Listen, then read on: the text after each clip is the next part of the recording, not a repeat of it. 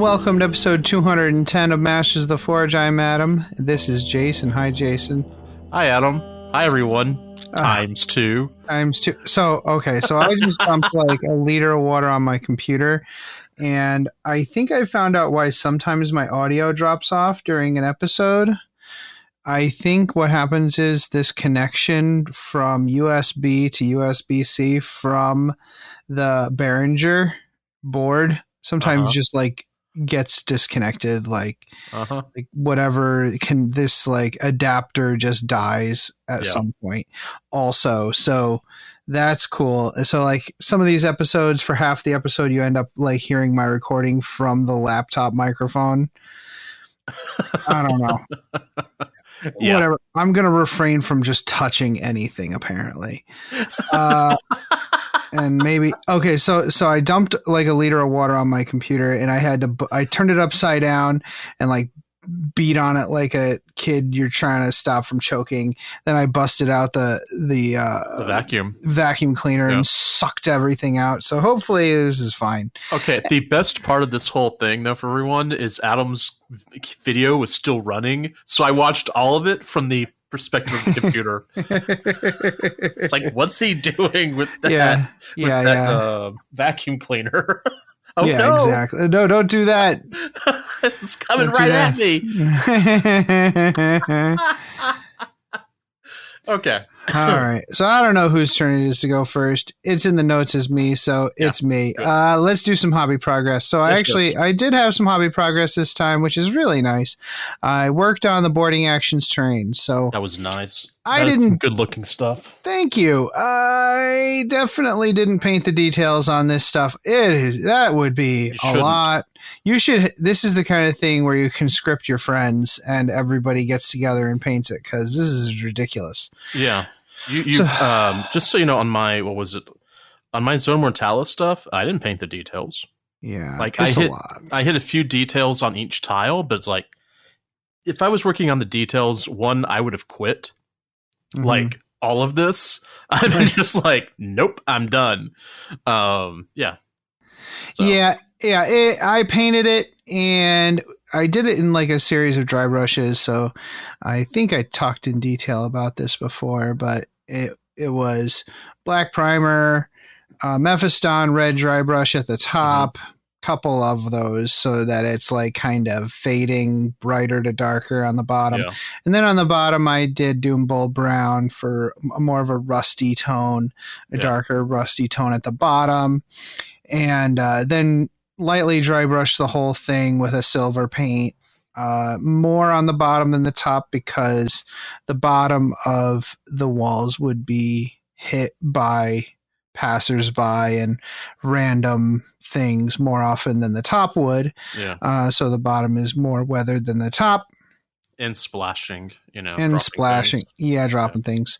And then I went through and I used my what's left of my old Artist Opus dry brush to dry brush some green, I think it's moot green, on all of the light fixtures, all of the light sources.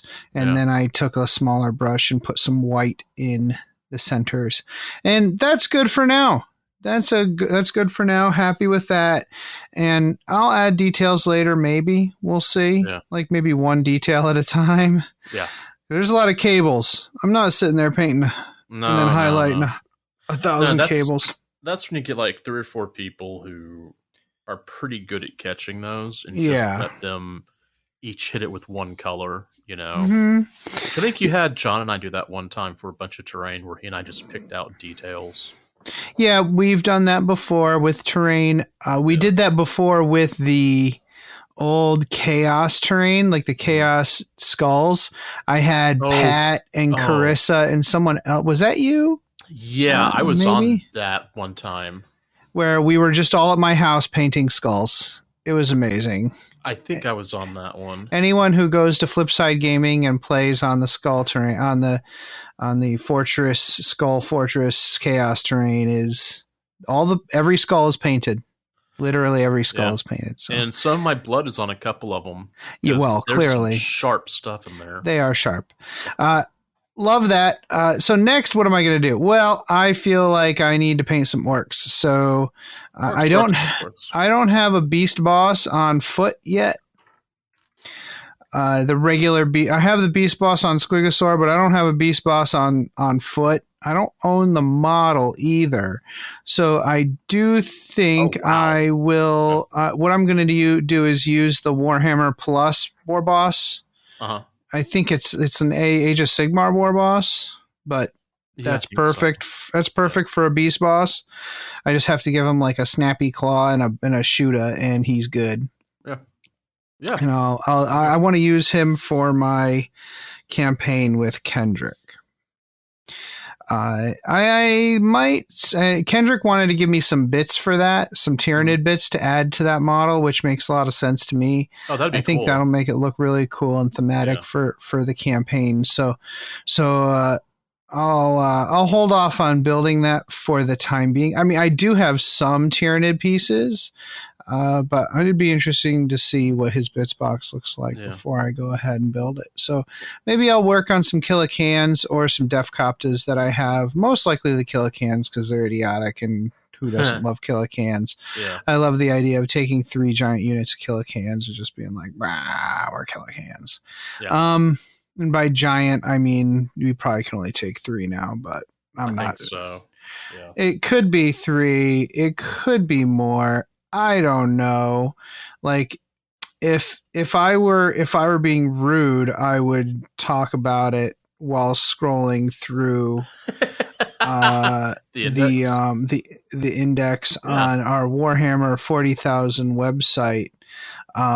Well, instead of like, actually talking about what we're talking about. Oh, I was going to bring up, I think that my orc bike list and my, Speed Freaks list is still good. Oh, yeah. Yeah. Which, all that stuff is in there. Yeah, it's all in there. And I think I need to look at the rules again, but I think even I can take all of my bikes. So, yeah. I can't take all of my bikes, but that's fine. I couldn't take all of my bikes in the last edition either. Oh, okay. Because I had a unit of 12 bikes. I had 3 units of 12 bikes, and they just stopped doing that. You can't do that anymore. Yeah, but I think you can now take 6 units of 6 bikes. Yeah, you can take 3 units of 6 bikes, and that's fine. There you go. Yeah. So Killicans are 3 to 6 Killicans. Oh, okay. So you can, I can take 3 units of 6. So perfect. I mean, they're the worst. They have a cool ability called Shooty Power Trip, where the Gretchen inside suddenly realize, hey, I can kill orcs. So each time this unit is selected to shoot, you can roll a 1d6 on a 1. The nearest other friendly orcs unit within 12 inches and visible to this unit suffers D3 mortal wounds. It's great. That's how it should be. Yeah, but on a 2+, until the end of the phase, ranged weapons equipped by models in this unit have ignores cover. So that's also pretty cool. Yeah. In the can shooter, it's not a big shooter anymore. It's basically a big shooter. It's 3 attacks, BS 4+, strength 5, AP 0, rapid fire 2. So it's basically a big shooter, but it also has devastating wounds. Oh, nice. Yeah. That's pretty great. Love that. So sure, I'll run 18 Killicans. Let's do it. Let's do this. It's fine. Well, I mean, there's some interesting 10th edition lists who have already been dropped on the table, shall we say? And that definitely fits with some of those interesting lists that I've already seen. Well, that's just it, right? New edition drops, and everybody says, what about my most idiotic list I can bring? How does that look? So how would it look if I had Magnus, 3 Demon Princes, 3 Vortex Beasts, and hold on, there was something else. What was number 7? No, that was it. Okay, that was it. How would that work? Oh, 80-something mortal, no, 68 mortal wounds in the first round? Cool. Okay. Sure. Yeah. I'm sure that's fine and not toxic at all. I am here for it. I love it. Like, even if you bring half of that and then fill the rest of the list with normal human being stuff. Yeah. That's fine. I still need 2 Vortex Beasts, though. Well, I support 100%. I support 100% 2 Vortex Beasts. You mean 3 total? Sure, I have one, but I'm saving that for my demon orc army. That's got to happen. Yeah, those things are so cool, fun to paint. Let's see. Oh, you had fun with Bolt Gun. I did have fun with Bolt Gun. I've been playing a lot of Bolt Gun. I also beta tested Rogue Trader game. And by beta tested, I mean I played like the first, not even got through the first act, to be really honest. But it looks fun. It's basically like the Kingmaker series that they did, except it actually uses the Rogue Trader rules. So it's not using the Pathfinder rules. It's actually using the Kingmaker rules. Or the Rogue Trader rules. But I talked about that last time. Is this a Steam game or? Yeah, it's going to be on Steam. Okay. I'll check it out. Yeah, your Warhammer. Do you still have a Warhammer Plus? Oh, yeah. Oh, yes, I do. I think if you go in there, there's a way you can get like a cheap, like a discounted Rogue Trader. Oh, okay. Yeah, purchase. I'll have to check it out. Yeah, but that's what I've been working on. What have you been doing, dude? So I think was it last episode? I decided I was going to go ahead and paint and build the Exalted Sorcerer I've been using for my Crusade. Mm-hmm. Well, he's finished, and he's about as colorful as it gets. And he looks so cool. Thanks. Every mini that I paint, I get better. You know, I feel that, you know, and I'm just sitting there going, all right, I've got this magnifying glass. I've got the edge of this paintbrush, and I'm going to go through and paint the letters in the floating book that's on the Disc of Tzeentch. And I keep thinking, have I made bad decisions in my life? We'll just leave it at that. Yeah, I mean, probably. Yeah. So anyways, I'm pretty happy with that one. I'm not sure what I'm going to work on as a big thing yet next. I'm working on I picked up a webway portal. Man, I don't even remember when I picked it up, but just uses terrain for the Thousand Suns. I started painting it. I've done a base coat on it. Nice little fade on there, and I had to go look at the 5 million soul stones. That'll be fun. Love it. And then there's this weird AOS compass thing. I think Kendrick said what the name was. I can't remember. It looks like a compass. It's got compass / gyroscope and whatnot. And so I've been painting it, and it looks pretty nice. I just need to find some better golds and brass paints. You know, that sort of metallic. I'm not super happy with the Vallejo stuff. Okay. I should probably go and look at my GW golds and whatnot also, but you know, it is what it is. Then also I have these 2 Age of Darkness miniatures from the last box that I built, and I didn't like them because they're not very Thousand Suns. And then I started looking around online, and a few people had like kind of converted and kit bashed them. And so I thought, you know what, I'll go ahead and rescue these and make them into Terminator sorcerers, because that's a thing for the new edition. So anyways, I went through and decapitated them, put on some new helmets, went through and added some things, changed some stuff around. So we'll see what that does. And then today I decided that I haven't ordered much, you know, recently. Whatever. Well, yeah. So I decided to order 2 Demos pattern rhinos for my Thousand Suns. As you do. Yeah, well, I also didn't realize I haven't built a rhino since either 2015 or 2016. Whenever I lived in New York. Oh. Yeah, I don't think a lot of us have built a rhino in a long time. Like, it's kind of one of those things like, oh, you're building that? Good luck.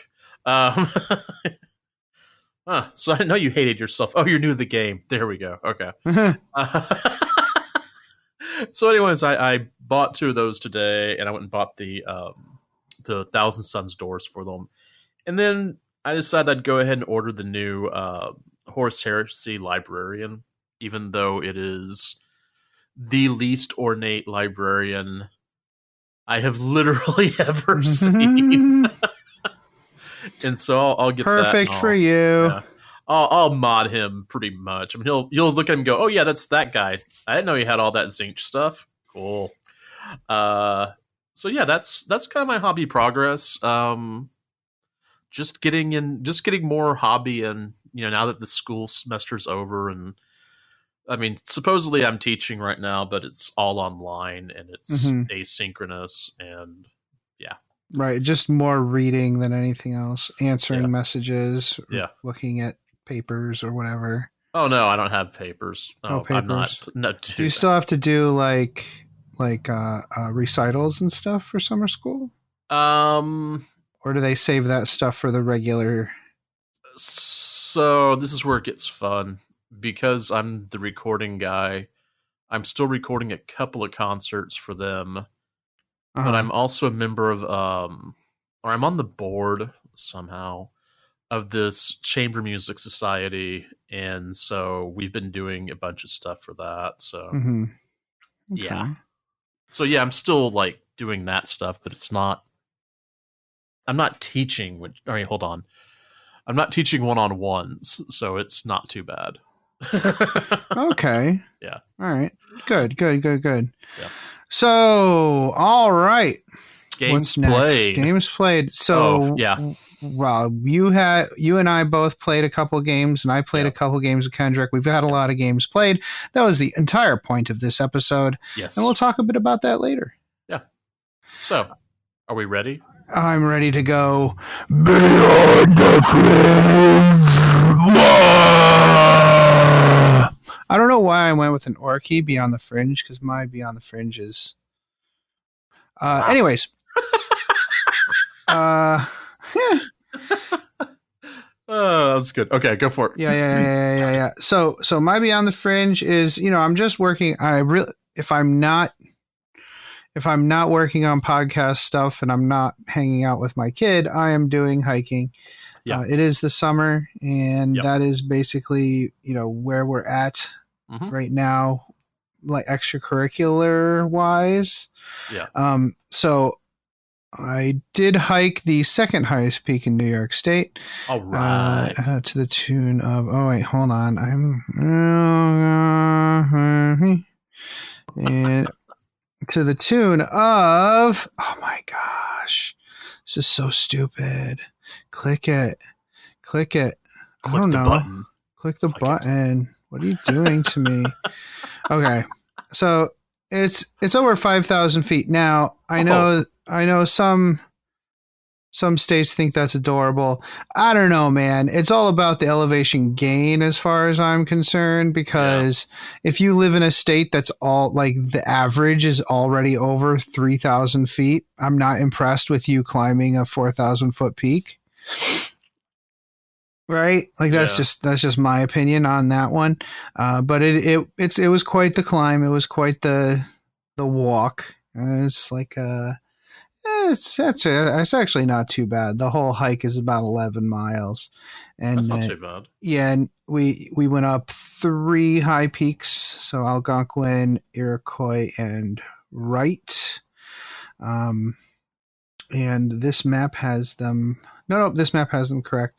So the funny thing is, you have to hike like 4 miles and climb Algonquin, which is again the second highest peak in New York, then walk over, climb Iroquois down across the ridge, and then you have to turn back, climb Algonquin again, go back down Algonquin, then climb Wright. There is a B-2 bomber wreckage on Wright Peak. Yeah, well, there's not much left of it because some hikers like to take souvenirs. Yeah. But there's a plaque and everything. But my views from all 3 of these mountains were of smoke and clouds. It was smoke and clouds. That's it. We had no views. It's fine. And humidity. Yeah. It was very humid. Most of the wet I got was walking through trees, not the rain itself. But it definitely smelled like smoke, and the water on my beard tasted like whiskey. Scotch whiskey because of the smoke. Oh, the smoke, yeah. From Canada, yeah. Apparently, we should not have gone on a 11-mile hike during those conditions, but whatever. You get over it. Yeah. Then this week we went camping. We did a little camping trip to Lost Pond in the Faro Lake Wilderness, and that was delightful.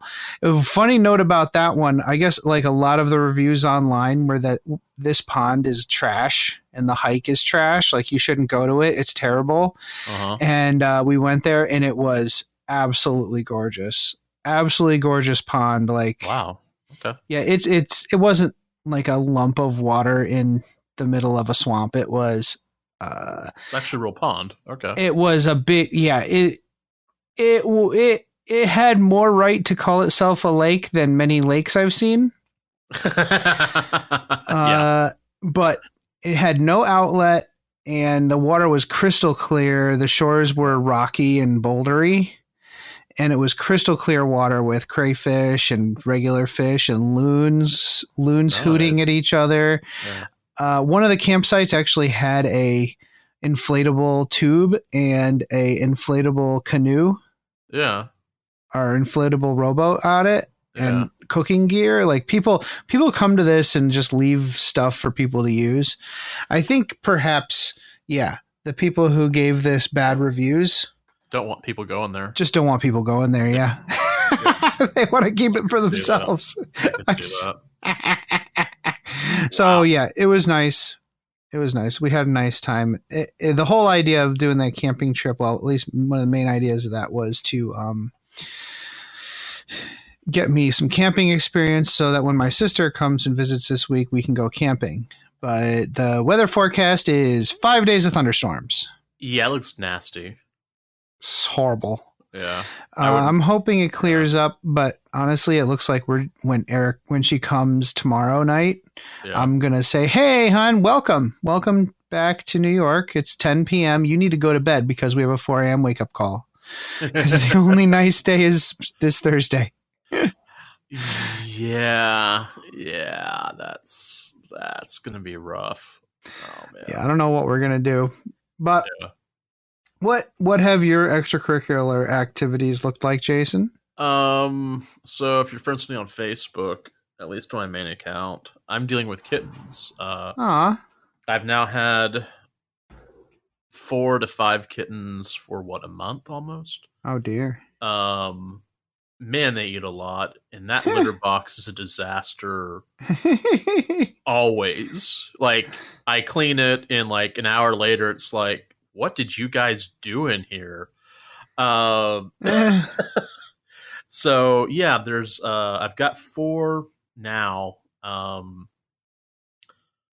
let me see, 2 of them are going to be spayed on Thursday. So what's today? Tuesday? So in 2 days. One's already been neutered and had his rabies shot and all that. So I think 3 of them will be leaving me in a week.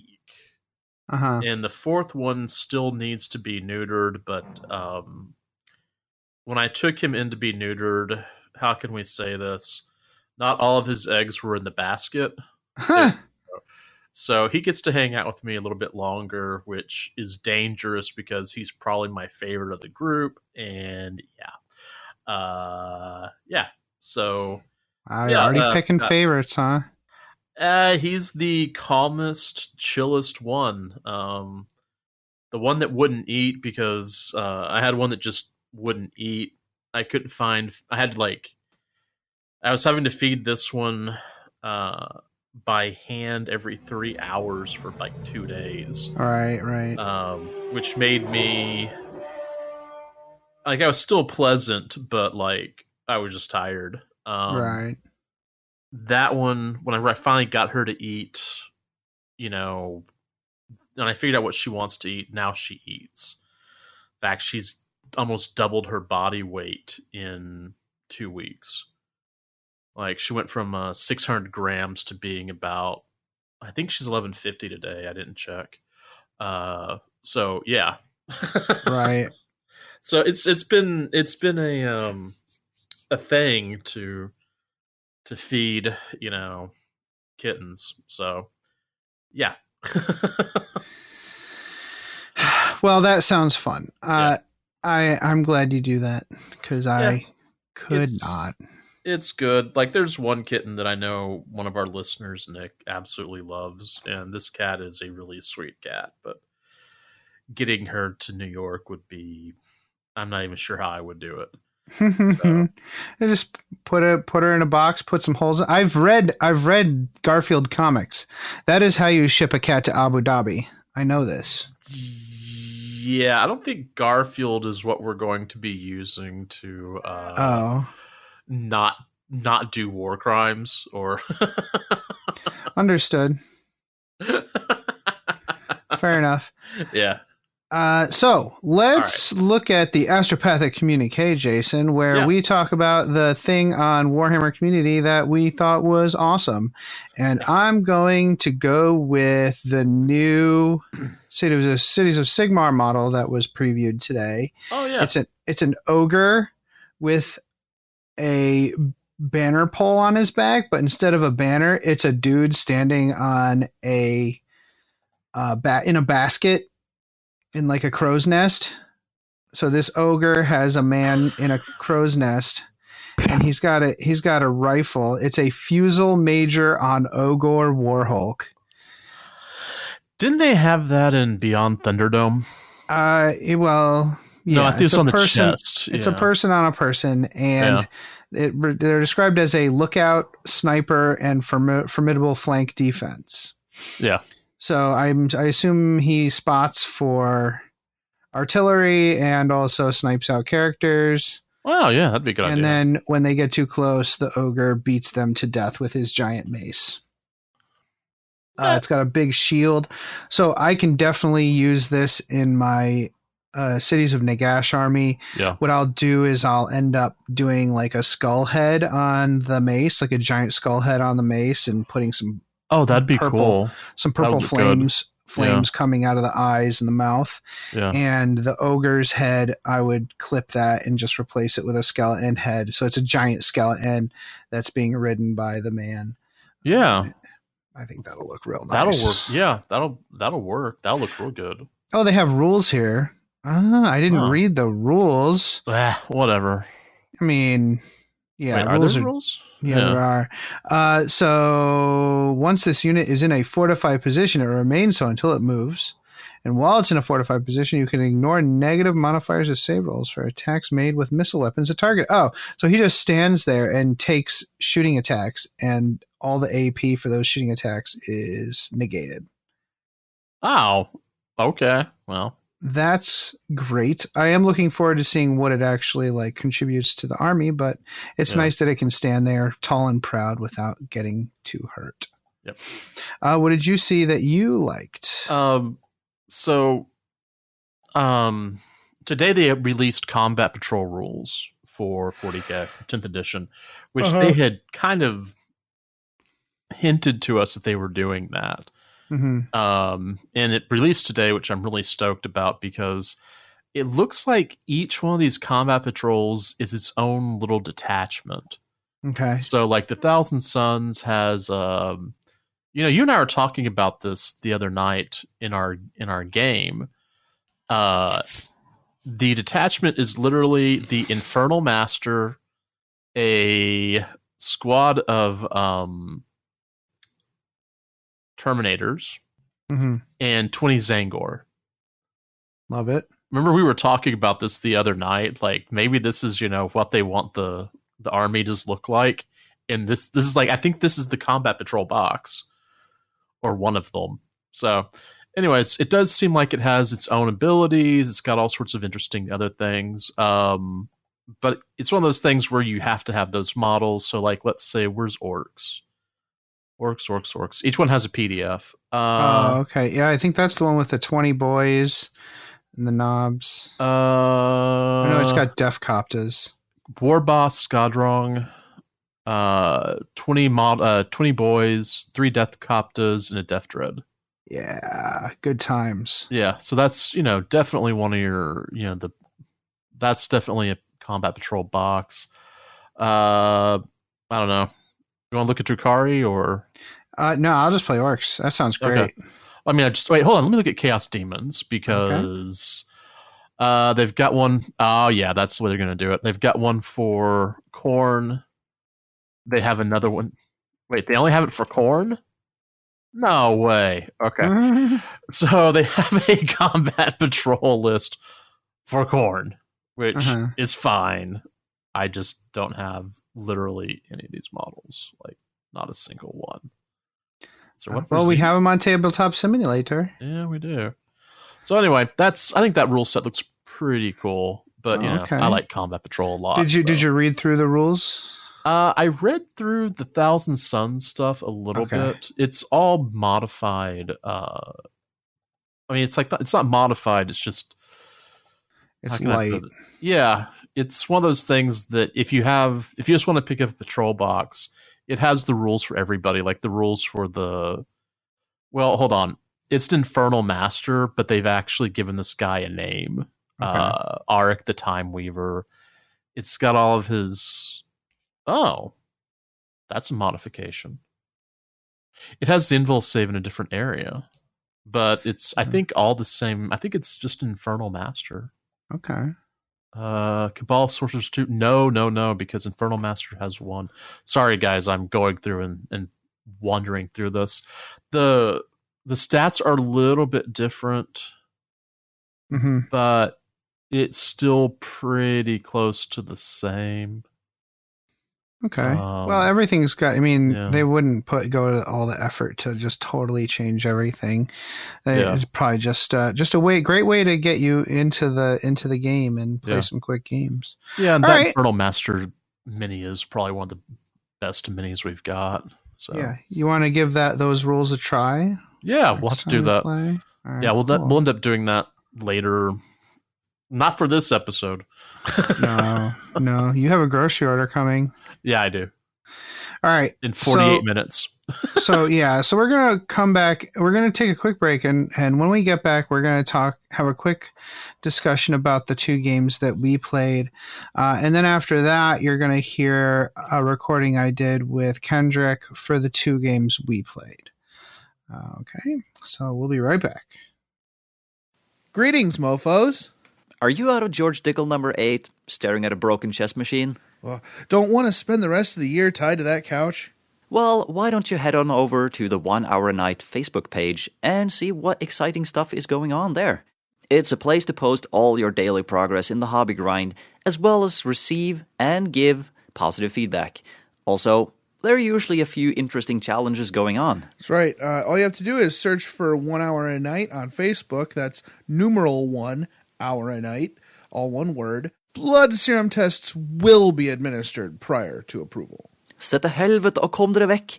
Det ikke bikkje, det en slags ting. Den imiterer bikkje, men det ikke det. Kom dere vekk, idioter! What he said.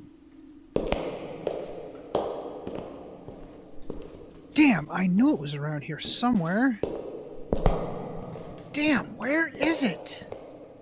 Can I help you? Ah! Scared me. What do you seek?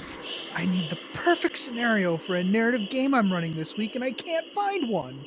Sir, this is the Black Library. We don't have narrative scenarios.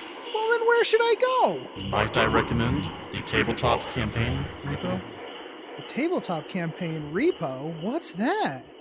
The Tabletop Campaign Repo is an ad-free site for hosting resources related to playing tabletop miniatures wargaming. Oh, like scenarios? Absolutely. Also, event packs, custom objectives, tracking sheets, custom terrain rules, maps, icon packs, award templates, and more. Oh, and this is for Warhammer 40k? Among other things. There's also Age of Sigmar, Kill Team, Warhammer Fantasy Battle, and others. They're always open for content submissions for any system, even non-Games Workshop materials. Oh, that's awesome. It sounds like a great way to save all of this great content the community makes. A lot of that stuff often ends up disappearing into a dead message board or Facebook group. Exactly. It's a real community effort. Great. So how do I get there? Just go to that webway gate marked tcrepo.com. tcrepo.com. Got it. Can I ask you one more question before I go? Fire away. This place is really easy to find. How come Armand can never find it? Oh, because it's more funny that way. Oh, yeah, clearly. Once again, the Tabletop Campaign repository can be found at tcrepo.com, and they're always looking for submissions. Welcome back. So, Jason and I played 2 games using the chapter-approved cards. Yeah. And you brought your Thousand Suns, and I brought my Orcs. For the Orcs, for the first game, I definitely wanted to try my favorite unit in Warhammer 40,000, which is a unit of 20 boys with a character, and with characters in a battle wagon. My favorite. Love it. Loved it since 5th edition. And I figured I would love it now, especially since a battle wagon can now carry 22 models, because the points are all by unit, not by model. Yeah. Just like Age of Sigmar. There's a lot of people upset about it. I don't know. I've been playing Age of Sigmar for so long, I don't care. I'm not going to diminish your upsettedness if you're upset, but I'm not upset. I don't care. Yeah. So you fit 20 boys in a battle wagon, and you can add a war boss and a pain boy to it, because boys have a special rule that lets them be led by 2 characters instead of just 1. So that's what I did. Put a war boss in there and a pain boy for the 5-up Feel No Pain. That in retrospect, that seems really good, and I think it really is very, very good considering how many attacks boys have now. They have so many attacks. And then I also had a unit of Storm Boys, and I tried out Boss Zagstruck because he's awesome. So 10 Storm Boys and Boss Zagstruck. A unit of Gretchen, and I believe I forget what else I had in that one. Oh, I had a unit of just like 3 Mega Knobs in a truck. That sounds right, yeah. Yeah, I think that was it. I think that's all I had in that list. Oh, no, I had 1 mech gun with a, what's it called? Tractor cannon. 1 mech gun with a tractor cannon. Thought that would be fun. And what brings me a lot of joy is the fact that the rules for the mech gun say to put 5 Gretchen crew models right next to it and remove 1 model as it takes wounds, which is literally what I was doing anyways. So that's the best. I love that. I love it when the rules change and then like reflect what I'm already doing. That's fantastic. It makes it easier. Yeah. Where before, like some competitive nerd would be like, you can't remove the models; it reduces its footprint. Like, we're not using blast markers. Shut up. Nobody cares. Blast markers are horse. They don't exist. They're not a thing. Only in Horse Heresy. Yeah. So, what did you bring for our first game? Exalted Sorcerer on disc, because that's basically my warlord for my Crusade army. And the Infernal Master, because it's always good to bring him along. And I thought, good to have friends. Yeah, for that last game, I brought that Hellbrute. I thought I'll bring him back. And then I saw that Helldrakes, aren't too bad. So let me go ahead and bring it in. Squad of Termes, 2 squads of Rubrics, minimum size Rubrics, and a Zangor Shaman.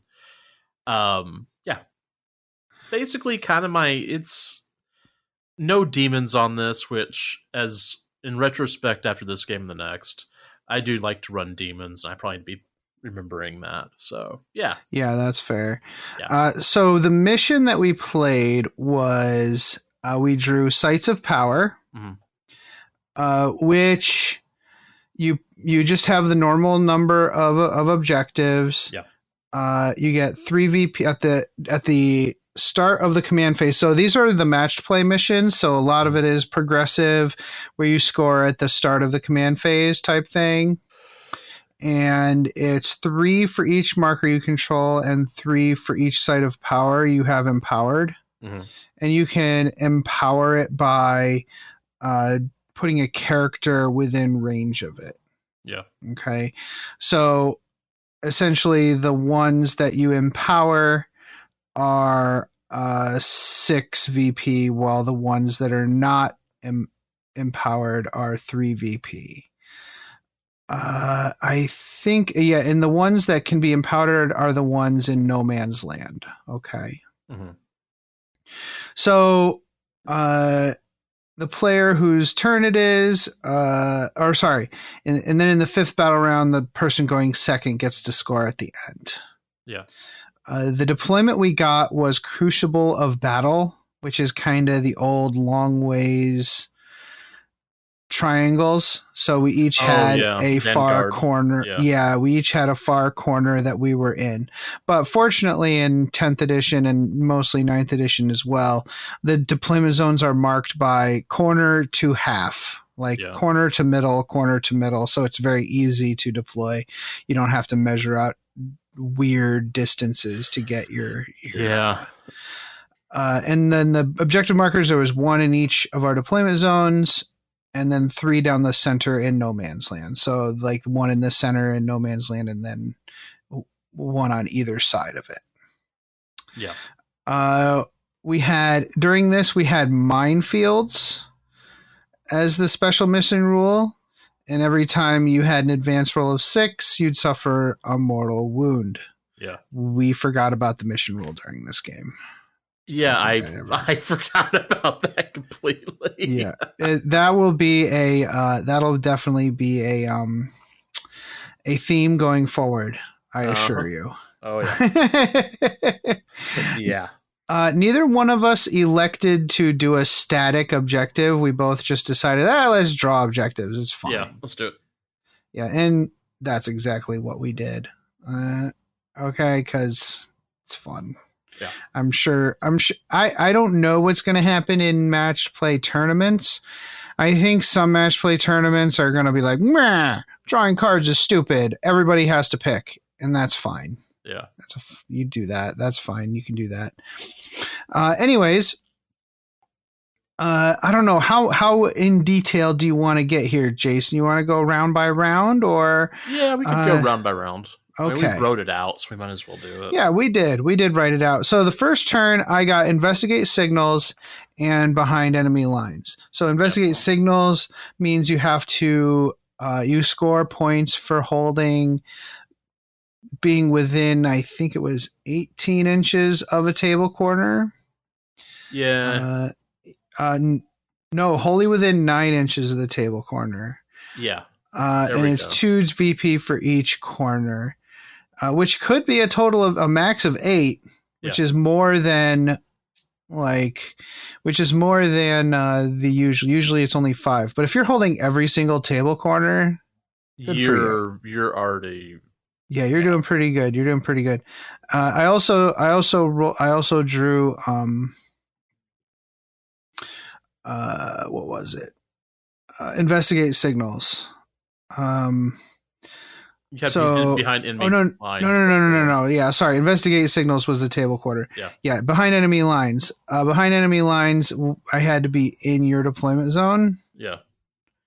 Which that's not gonna. I knew that wasn't gonna happen. That is a lot. Yeah. That is a lot for having units. So you get 2 for each unit. I believe at the end is wholly within your opponent's deployment zone. The second mission is achieved, but in this instance, you score 2 instead of 4. Okay, yeah, you score 4 for having 2, and 2 for just having one unit. Yeah. Okay. And if you're using tactical missions, so you usually get more VP when you do the random draw.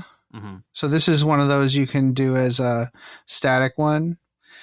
When you're doing the random draw, you get 1 extra for a maximum of 5. Got it.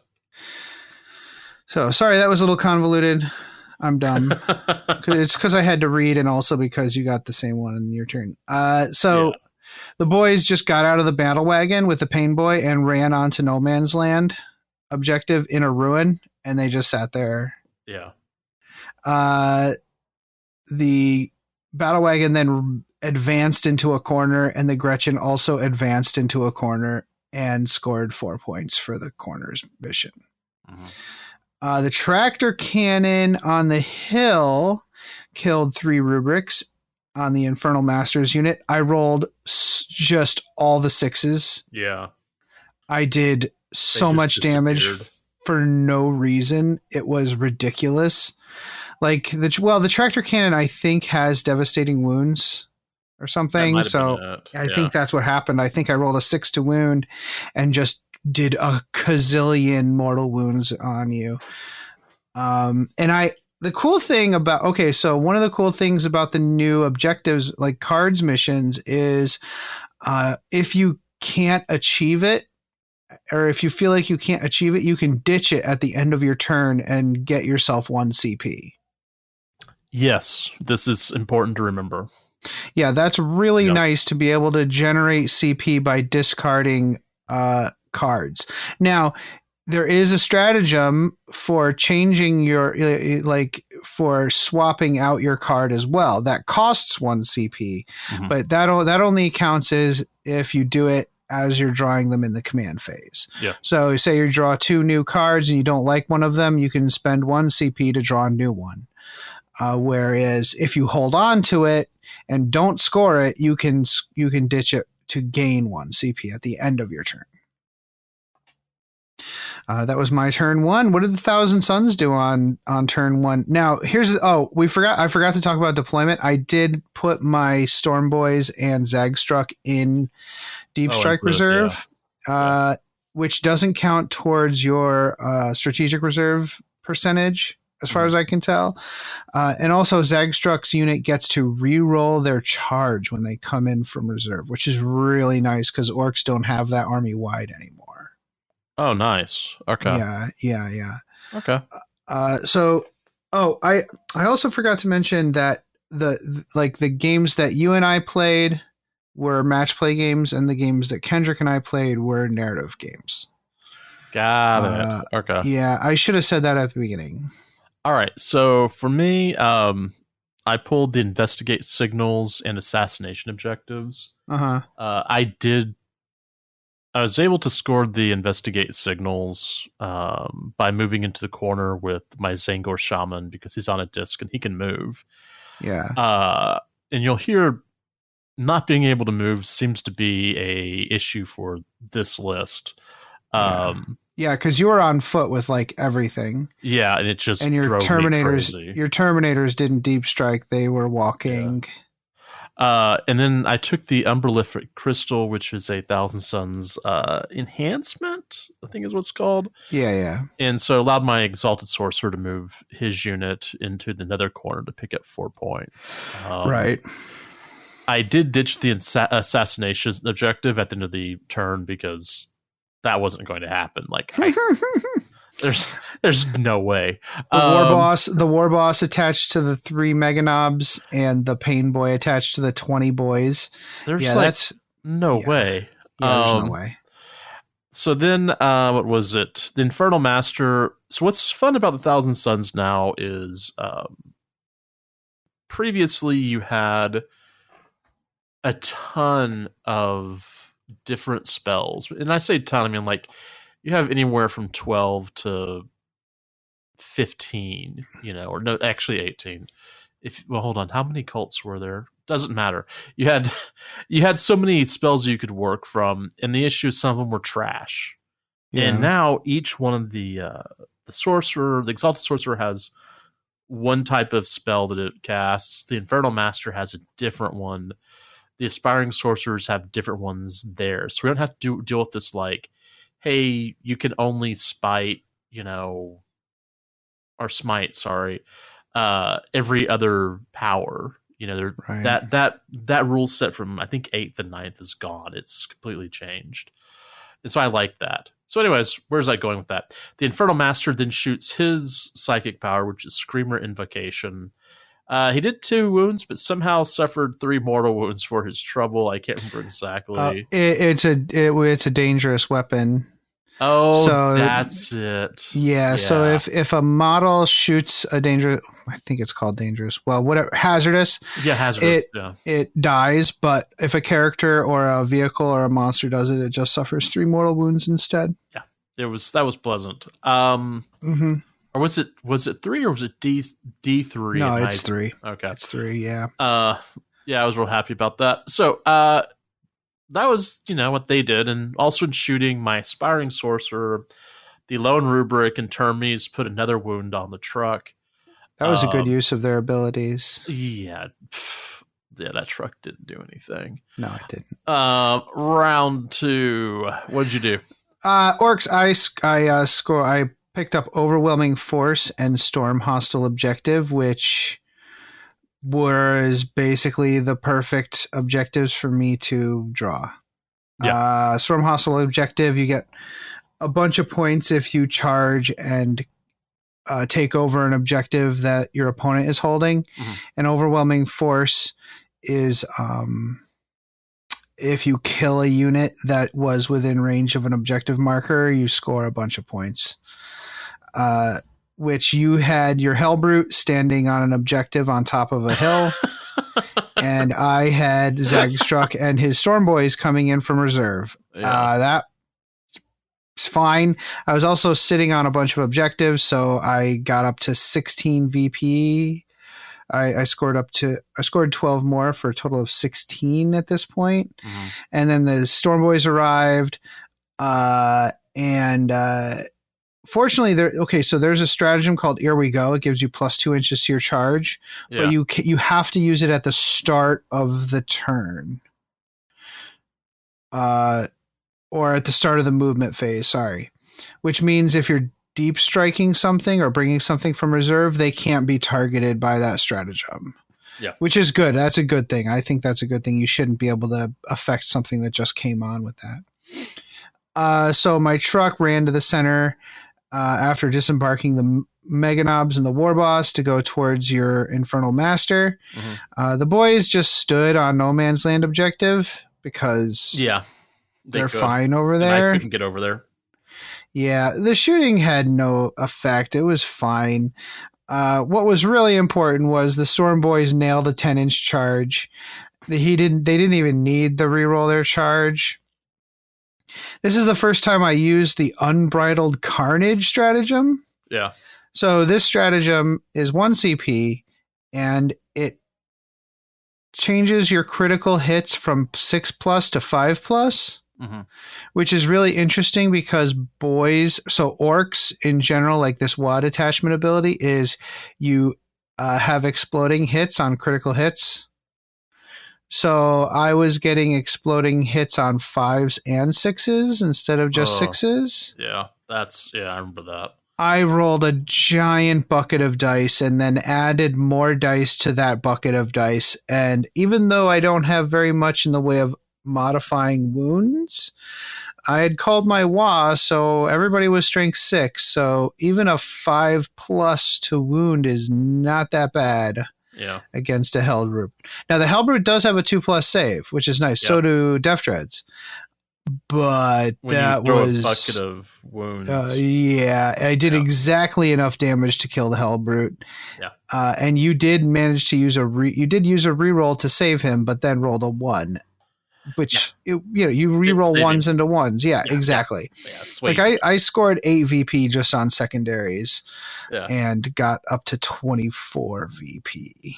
Yeah, this was That was, I think that was kind of the game at that point, but we decided to move on and keep trying. Well, I think we finished my turn, and then I was like, no, you were done. You were definitely done at that point. You were like, "This game is stupid. I'm gonna join a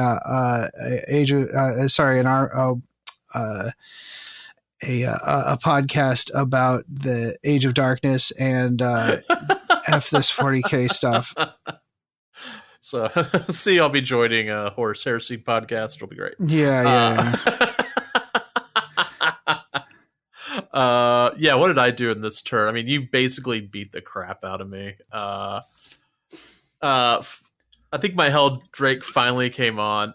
I think he shot at something and did nothing. I mean, yeah, you didn't do very much to me, and yeah. it's weird. Flyers don't actually move in from reserve, as far as we can tell. You have to bring them on ongoing reserve unless they have deep strike. Yeah. Which is really weird. So they have to like show up on the edge of the table and then they move after that. I don't know. So anyways, that was game 1. Yeah. Game 2, my list, I swapped out the Storm Boys and the mech gun and something else. And instead I brought three Def Coptas and some Ludas. I wanted to try that out. Oh, and a Def Dread. Yeah. That's it. A Def Dread. I brought a Def Dread. And Def Dread's got a 2-up save, which is ridiculous. But you can't take units of 3 anymore. So I have 9 Def Dreads. This is fine. Well, I have a lot of loadouts. It's fine. Well, also narrative games. Yes, you take whatever you want. Nobody cares. Yeah.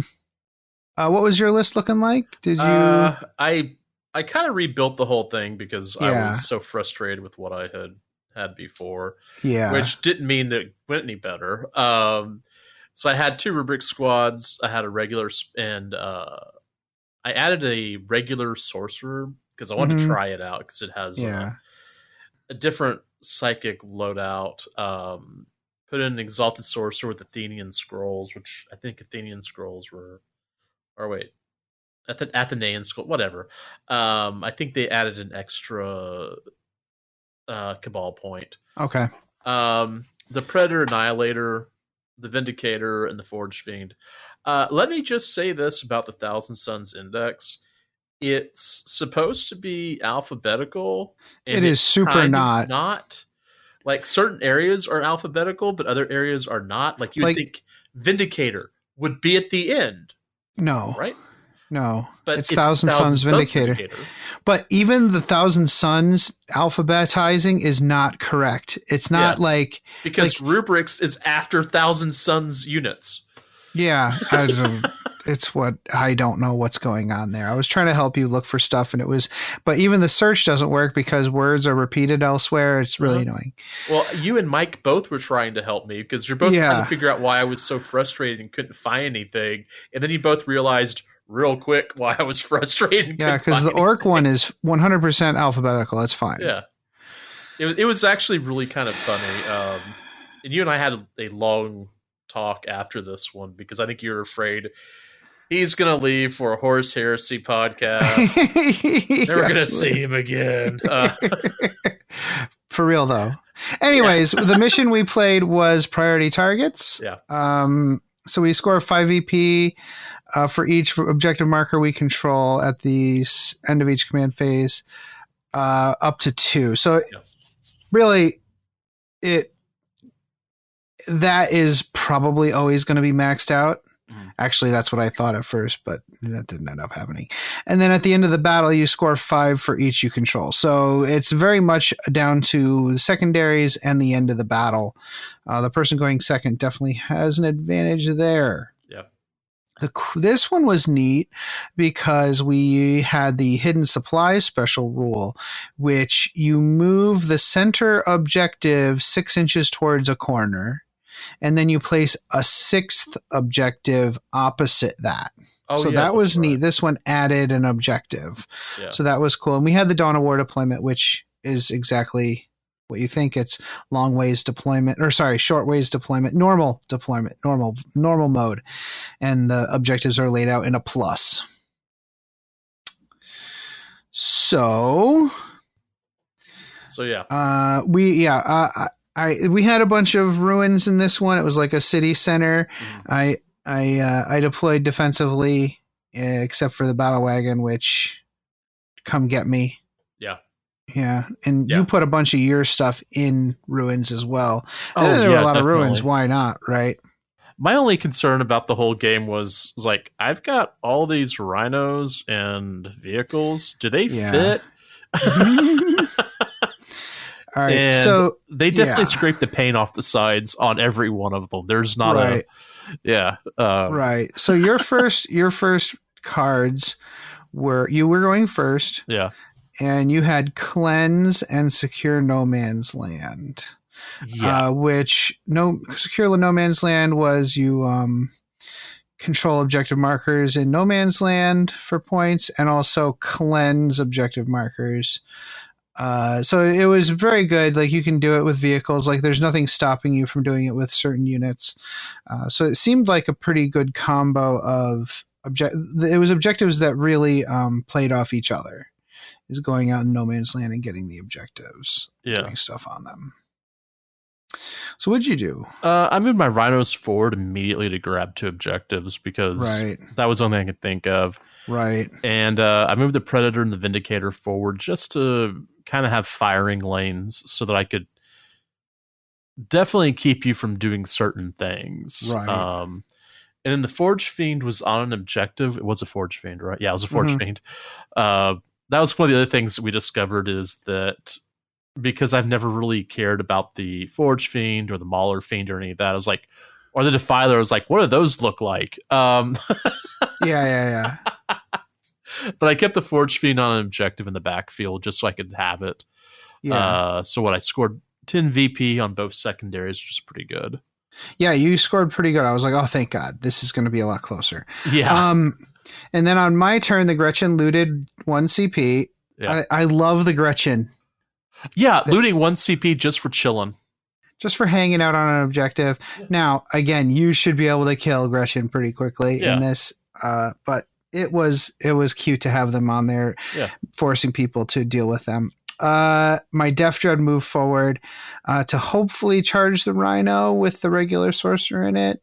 And the Battle Wagon moved forward as well. Everybody just moved in hopes of charging and scoring.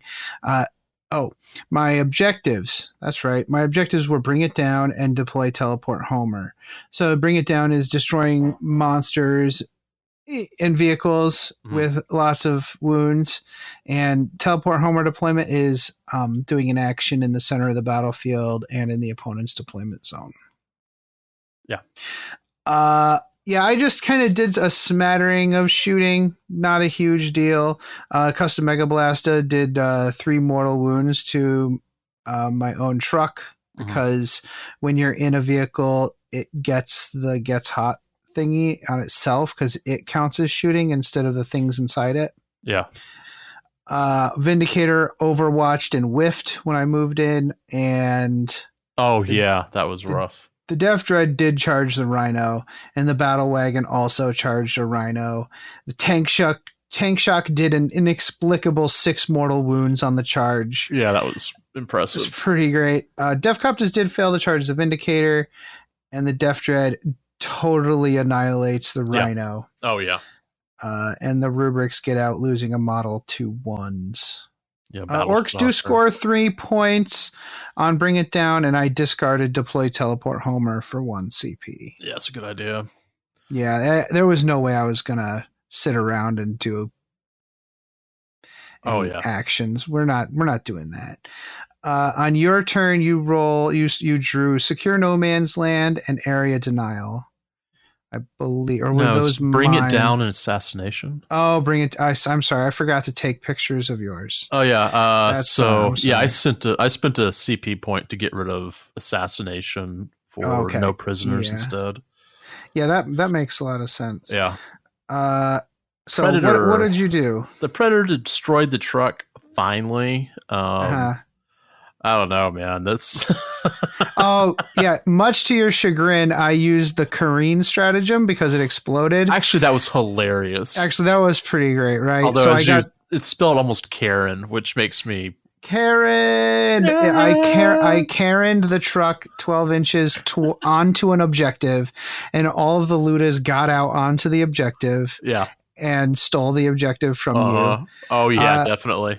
2 spanners did die in the explosion, but it was well worth it. Oh yeah, yeah. Was it? Hold on. I tried to damage the Death Dread. Yeah, it didn't work well. I really think that weapon is cool, though. It's like a flamer thing on the sorcerer. What was it? Oh, that's Warp Smite. Yeah, that's really the Aspiring cool. Sorcerer.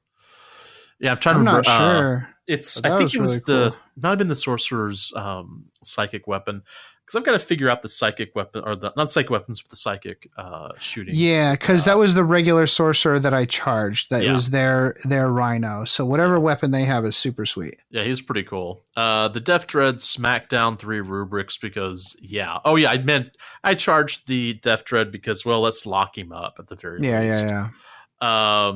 So the Death Dread killed 3 rubrics, left 1 rubric. No, it left the aspiring sorcerer and the regular sorcerer still alive. Yeah. So I got 3 victory points for Bring It Down and 2 victory points for No Prisoners for 25 VP total. Yeah. Nice. I got 10 VP on primary at the start of my turn for 13 total. I got area denial. So hold the center with nobody contesting it. Which I should be able to do that, no problem. Yeah. And secure no man's land, hold 2 or more in no man's land. I already had that. So I was already scoring these secondaries if I just passed the turn. Yeah. Orcs got out, head towards the Predator, which was within 6 inches of the center. I had to kill it. And the Death Copters do the same. There's a smattering of shots on the Vindicator, but then at that point, all of my stuff got out and wiped out most of your army in that turn. I think everything was gone. My Exalted Sorcerer was still alive. My regular Sorcerer, I think, had died. The Vindicator was, it was, most of my army was gone. I was like, you know what? Yeah, the game was basically over on turn 3. And then we had a discussion about how, my index doesn't suck. I seem to think about my army list a little bit differently. Well, yeah. So here's my takeaway on that. Your first list, everything was on foot and everything was deployed. Yeah. Your second list, there were a lot of vehicles and everybody was in a vehicle. Yeah. There just needs, I genuinely think these 2 1,000 point lists would make a great 2,000 point list. Yeah. I'm thinking maybe with less vehicles. One thing I need to think about is, what is my play style, which has always been real quick deployment, not caring, deep strike everything. That used to be one of my 7th edition lists that I loved was deep strike everything. Yeah, and I think that would work really well here. Not deep striking the Terminators in that first game, big mistake. I think you should have definitely deep struck some of those Terminators, and also you found out later that redeploy, the deep strike that you can do with the Sorcerer, the Exalted Sorcerer, definitely should have saved that for something else, deep striking into my deployment zone and murdering something, not and actually attach that to a murdery unit, big murdery unit. I think that would be a huge boon for you, because you definitely need the mobility. I like the rhinos. I like 5 rubrics in a rhino, but you said that if they're not on the table, they don't generate points, right? Yeah, they don't generate cabal points. But I think they're still important. Yeah. I think it's still important to have some guys that can drive around and get out and do objective stuff. Yeah. But you definitely still want some stuff on the table too. Yeah, and we also realized that I love demons because I laugh constantly when I play them. Yeah. So, yeah, they're great. You should definitely use, 25% of your points you can have for demons. Yeah. So you should definitely have some Terminators, deep striking. Definitely, I personally believe still have some rubrics and rhinos, but also flamers. Have some flamers and maybe a unit. You're not required to have a unit of pinks, but you should definitely try them out. Yeah. I think you'll be a lot happier with that. Yeah. I think we should play another 2,000. I think we should play a 2,000 point game with all of the bells and whistles. Yeah. But also make it a narrative game because they're more fun. Yeah. And the drawing of the cards, I like the drawing of the cards for matched play, but I like narrative games more. And I think, that's the whole point of this podcast. So there's that. Yep. And I don't know. I think that's the key, but I definitely think we should try the combat patrol. Yeah, definitely. So, in the coming weeks, we will be doing lots of that kind of thing. But also, I don't know. I think it's early yet, so we'll see. Oh yeah, it's still early. I'm not leaving 40K. Okay, good. Not yet. I'm not gonna do what Brian did, which was just like, all right, it's been a year, I'm out. I'm gonna go Titanicus for a while. Yeah. We do have to play that again, though, too. Yes, we do. Titanicus rules. Yeah. All right, we're going to take a quick break and come in and splice in the games I had with Kendrick, and then we're going to come back and close out the show. Come here, boy, get the ball. Come on, Max, get the ball. Mom, Max won't get the ball. He's lazy. I think I know why your Zote is being lazy, Jenny. Why, Mom? Because you forgot to feed him his Zotabix today. Oh, no. Oh, yes, Zotabix contains all the nutrients and random animal parts a growing Zote craves. It not only provides our Zote with the energy it needs to play with you and protect our home, but it also keeps its chitinous shell fresh and shiny. Oh, boy, I'd better feed Max his Zotabix. Yes, you had. Zotabix is made in part from grade Max, A time for Astra dinner. Militarum post-engagement byproduct and is infused with 112 essential vitamins No, and Max, minerals down. harvested from your Zote's natural habitat, the finest desert deserts. Ah! Zotabix is available in any shopping center on worlds where Zotes are allowed or where the Imperium's inexorable influence has not yet reached.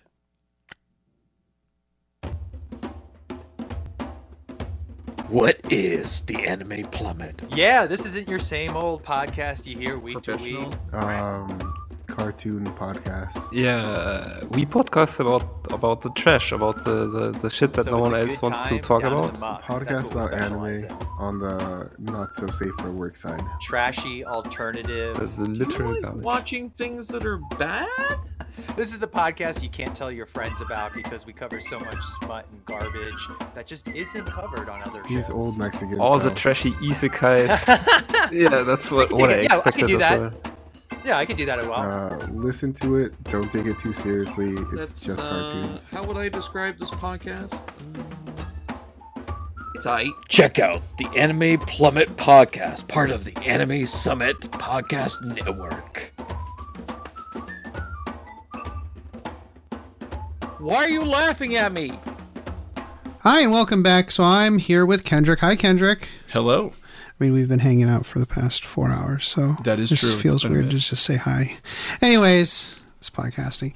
So Kendrick and I have been playing some games, Orcs versus Tyranids, and we in lieu of or in preparation for the release of 10th edition. I really appreciate you coming down and playing games with me, Kendrick. That's super helpful. It has been super fun to come down and play. So. Excellent. So, like a month and a half ago, I think we got together and we played a couple games of Boarding Actions. Mm-hmm.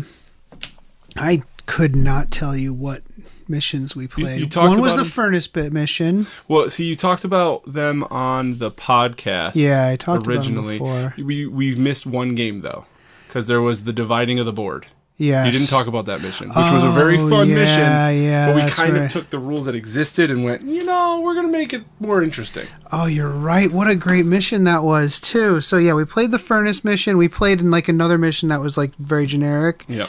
But then, yeah, you're right. We played the mission where you roll a die and the boards, the two sides of the battlefield start splitting apart. Mm-hmm. And that was, like, us saying, well, the ship was coming apart at the seams because the orcs were like, we're just going to take the back end of the spaceship and fly it down onto the planet. Because we want the engine. Yeah, we want the engine. And so it was really cool to have, and I think we tweaked it where I think in the game, in the actual mission, you're only supposed to do it once, maybe. Mm-hmm. Like, but we did it every turn. We split it. We moved it like 4 inches apart every turn. Yep. So it got really cool at the end. We did some like jumping from. Did the Death Leaper actually jump from one? The Lictor did make his charge into some orcs in an orc squad from across the chasm. The chasm. A of space. 2-turn spaced chasm, so 8 inches. That was so fun. That was cool. Because the orcs failed their charge on their turn. Some of us fell off the ship. It's fine. You lost one. I think you lost fine. So yeah, that was really cool. So we decided that since I took the I took the aft end of the ship. What I did was I landed, quote unquote, landed that part of the ship on orc version of landing. Yeah, in the desert, and used it to create a big, huge like fortress base of operations. Yep. Which is really fun. We're tapping into the geothermal energy of the planet, and every once in a while we fire up the engines and point them into space just for funsies. Whereas the Tyranids were able to steer the front part of the ship towards one of the we decided population centers or cities. Huge population center like a hive, and start devouring people out there. So for this game, we played our first game of 10th edition today, our first narrative game. Well, why don't we talk about our Crusade forces to start? Okay. Sounds good. Since I have mine right here, we talked about it a little bit. You suggested that I run like a monster hunting force, and I think that's a really fun idea. I think it makes a lot of sense to do a Beast Snaga force against your Tyranids.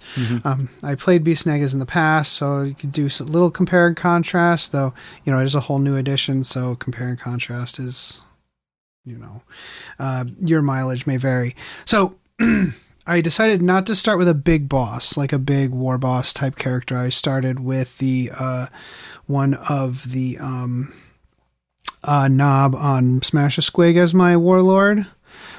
So I went with his name is Sarge Nashjaws. I gave him the Follow Me Lads enhancement, which actually gives him plus 2 inches movement and let me see. Follow Me Lads. Plus 2 inch move characteristic to models in that unit, which is really cool. In this game, I ended up leaving him in reserve, which, if I have plus 2 inch movement, maybe I didn't need to do that. But hey, it was fun. I took a unit of 3 Squig Hog Boys. Actually, 2 units of 3 Squig Hog Boys. And a Pain Boss. It's the first time I think I've used a Pain Boss. He's gnarly. Yeah, I gave him an upgrade. I gave him Cunning but Brutal, which allows the unit to fall back and charge, which I think is a pretty cool ability. I think that's neat. That's a neat one. Shoot or charge, I think.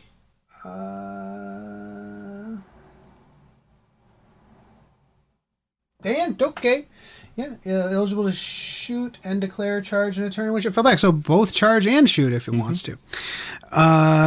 Then I have a Hunter Rig, which is the big transport one, so it doesn't have the super duper eye lasers. But it can carry 21 models, which is a big deal. Because I can put 20 guys in it and the Pain Boy. And I definitely did it. Yes, I definitely did that. I took a unit of 20 Beast Snaga Boys and a unit of 10 Beast Snaga Boys.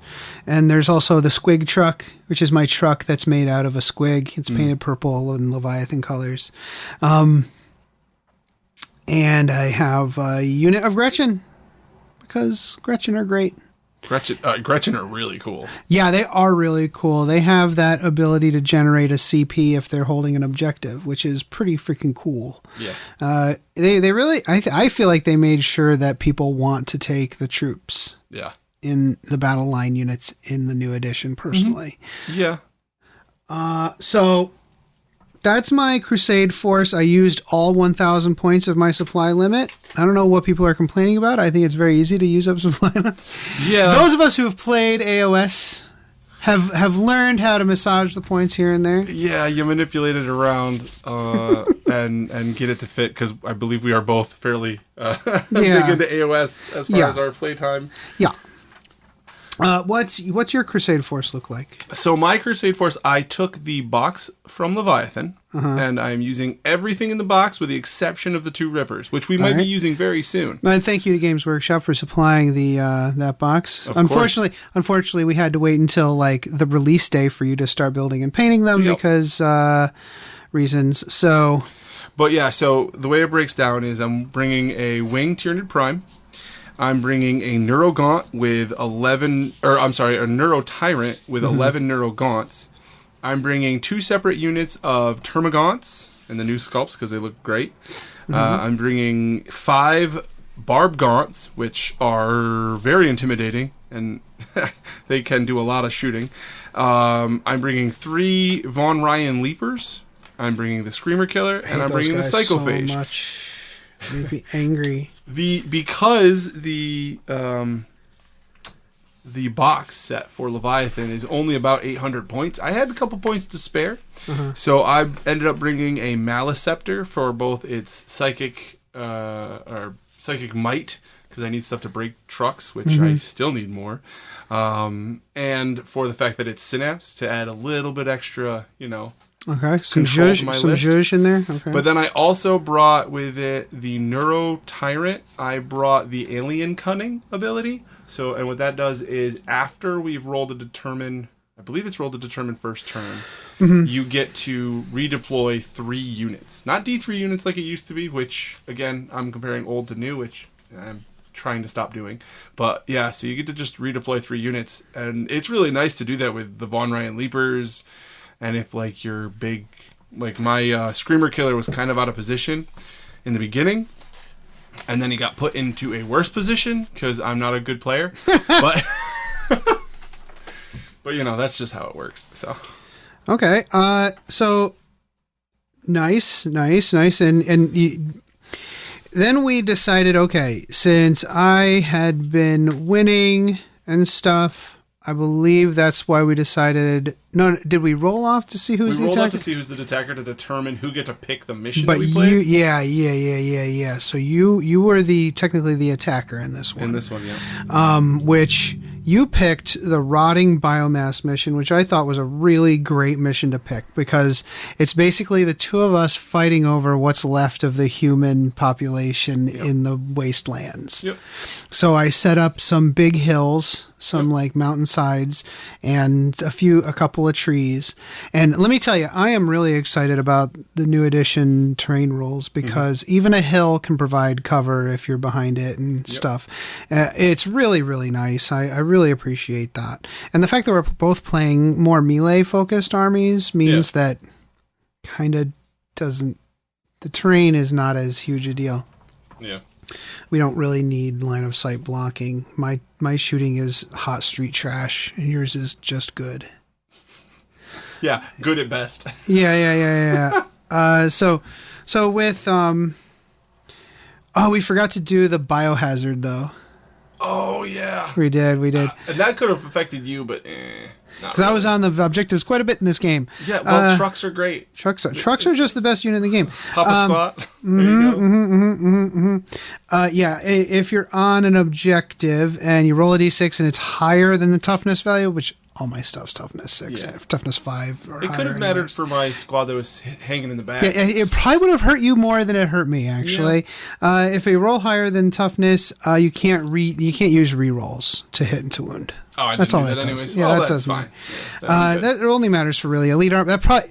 This campaign is designed for Tyranids versus Space Marines, so I guess that would affect Space Marines quite a bit.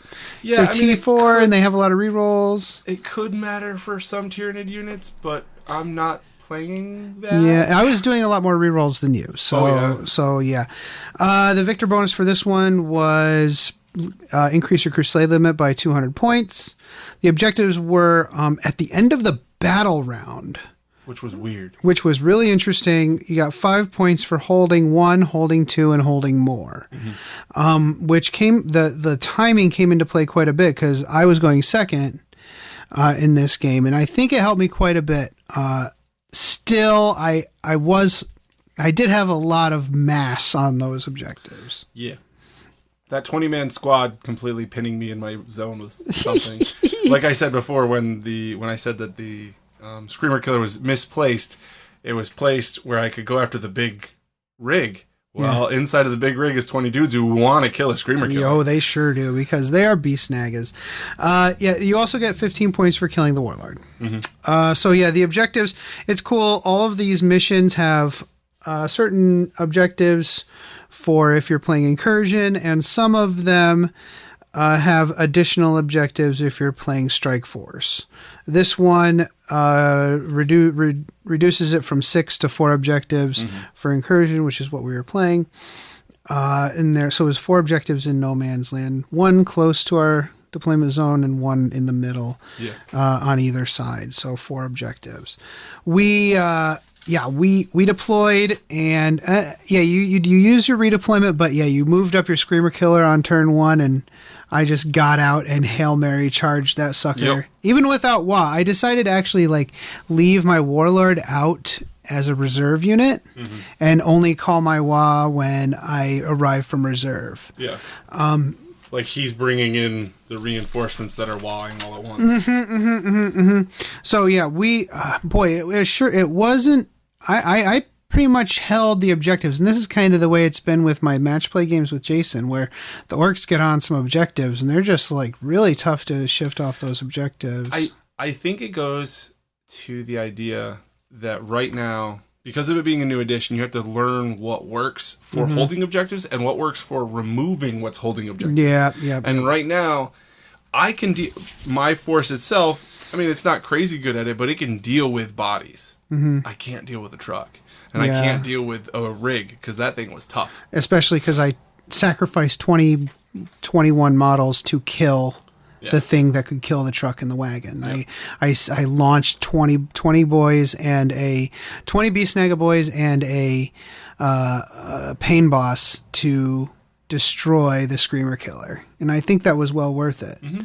It would have been really nice if the Screamer Killer got the ability to, fight on death, but it didn't. Oh, yeah, that's true. That would have been really good. It's a 4+ not to do that? Yeah. The stratagem that Tyranids get is a 4+ to allow them to do it, which I think you actually have a stratagem to just let you do it, period. No, well, it's a stratagem that you have to do at the start of the combat phase. It's the same way with this one. And every model in the unit gets to fight before it dies. Oh, okay. So you can do it for a character, but it's just going to be that character. Now, if they have already fought, do they get to still fight? No. Okay. No. They fight if they have not fought and they die. They get to fight. So it's this unit I'm sacrificing. Go kill them. Yeah. Okay. So the game definitely was really cool. It showed me that at least for the orcs, even the Tyranids, that a lot of these exploding 6s to hit, like the critical hits that add attacks, are add hits, are pretty freaking great. And I think you want to manipulate it just a little bit from what you said, is the ability to manipulate what critical hits are. Yeah. Because you and I both have a stratagem that allows us to make our crits on 5s. Yeah, and for the orcs, we have an ability that adds that makes what's the dang? You ability? get sustained hits. Sustained hits 1 in combat, and so increasing the critical hit from 6+ to 5+ is huge, real huge. And with the Beast Snagas, a lot of stuff we have is anti-monster already. So if we're getting exploding hits, like the boys that went into the Screamer Killer, I wasn't even on my WA. I was only getting 9 boys hitting out of the 20. Yep. Well, out of the 19, because the Knob was also hitting and the Pain Boss was also hitting. Who did a lot of work. He did a lot of work. Like, I think I had 27 attacks and I did 35 hits. That you did not hit all. Like, it was gnarly. That was insane. And that was the same throughout the whole game. I was getting more hits than attacks. Yep. Mainly because I was doing a lot of reroll, like the Beast Naga boys reroll hits against monsters, stuff like that. But like, it was, and I suspect, and you had auto. So the way that the Tyranids rule works is at the beginning of the game, I have to pick one of 3 options. I can get sustained hits on infantry and swarms. I can get precision hits on vehicles and monsters, or I can get, oh no, I'm sorry, it's not precision. That's the wrong word. It's lethal hits, and then precision on characters is the last version. Okay. And I have to pick one, and I get that for the whole game. Okay. Because that's where my and lethal hits is auto wounds, right? Yes. So it would be some way that I could take my thing and make it so I do more damage to vehicles. But he only had 2 vehicles, so I was like, there's 20 boys, and then another squad of 10. To be fair, it was the boys that really nailed the game. Yeah, they did the damage. Yeah, they really did. They did, and I was really happy with how they survived. And that was the other thing I noticed throughout this game, is that since there's so much like all the AP is a lot lower. Mm-hmm. I always say a lot lower. It's lower kind of across the board. Yeah, they reduced it pretty much by 1 everywhere. Like we were getting saved, and since cover is so easy to get now. Yep.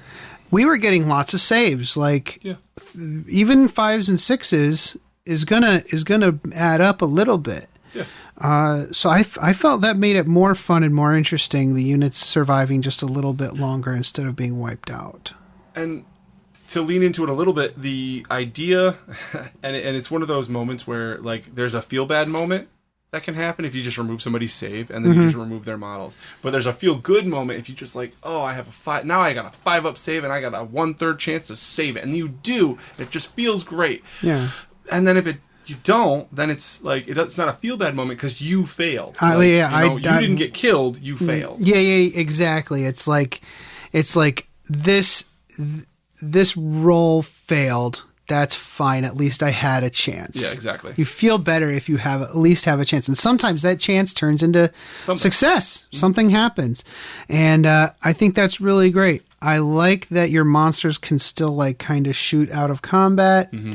I also like that I can shoot your monsters if they get stuck in combat. Oh, yeah. Even though my shooting is poop. Hey, at least there's a chance. I'm winging for 6s, baby. Yeah, like that's just it. Like this edition seems like at least there's a chance kind of edition. Which I does like feel that good right a lot. now.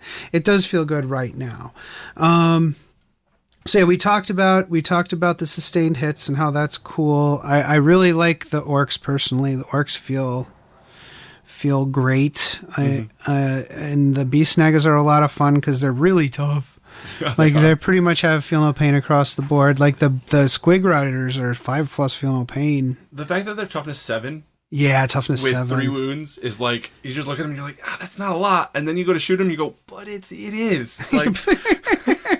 And then the fact, like, again, Age of Sigmar player, so I'm a little the way that I do wounds is a little different at the beginning, and then I'm like, yeah, that didn't. No, it didn't. That just killed the one guy. Great, wonderful. I just pumped 5 shots into them, and I only killed 1. Like what? Yeah, and it's like not low strength, like strength 6 stuff. Right. Like... So at the end of the game, I guess we can just fast forward to this. We don't need a blow by blow of what happened, but I just consistently stood on objectives the entire game. Yeah, 2-1. But what I do want to show is what you attempted at the end, near the end, which was really awesome, and I think it would have been a great way for you to take it back if I hadn't rolled 11s and 12s on my battle shock tests. Yeah. What was that? So, because Tyranids have the Synapse rule, which allows me to re-roll 3 dice, but they also have that Shadow and the Warp ability. And the way that Shadow and the Warp works is on any player's command phase, I can make the opponent roll a battle shock check. Mm-hmm. And so because the game is scored at the end of the round, so after both players have gone, on his turn, I forced him to make a battle shock test for his whole army. Because I have the Neuro Tyrant, because I have the Neuro Tyrant, it gets a +1 to their roll, like what to the number, which is really potent given that orcs are almost 7 all the way across the board, like almost entirely. So that he's rolling 8s on 2 dice, and that's not an impossible, like that's a pretty, however then like you said, 3 units get a 11 and 1 unit got a 12, and he's just like, yeah, you could have totally swung the game at that point and stolen those objectives before the end of the battle round. Mm-hmm. That would have been a huge pivotal moment, and it could be a huge pivotal moment in other games. Yeah, I highly recommend people keep that one in their back pocket because it could be huge. And I think, and it also goes to where like they're really trying to make Battle Shock this very important piece. Like a key piece to how the game is played, because there's a couple armies out there that work with Battle Shock very with intent with Battle Shock, and I think the manipulation of Battle Shock with the Neuro Tyrant and the manipulation of Battle Shock with the Screamer Killer, if I had gotten to use him a little more, if he didn't die turn 1, but the fact that it makes it so you can't get command points or command abilities on them. It makes you have no objective control, which again that can mean that like even somebody who's like my winged tyrant or my winged prime can just walk over and be like, "Yep, this objective's mine for the turn. You're welcome." Yeah, and then walk away. I think that with this game mode, the fact that it scores at the end of the round was a little bit, not necessarily it was like bad for me. It was more like it made it so I had to think very differently about how I'm going to do stuff because I almost had to like over screen the world. Yeah. Which is what I ended up doing on all the objectives that I tried to control. Right.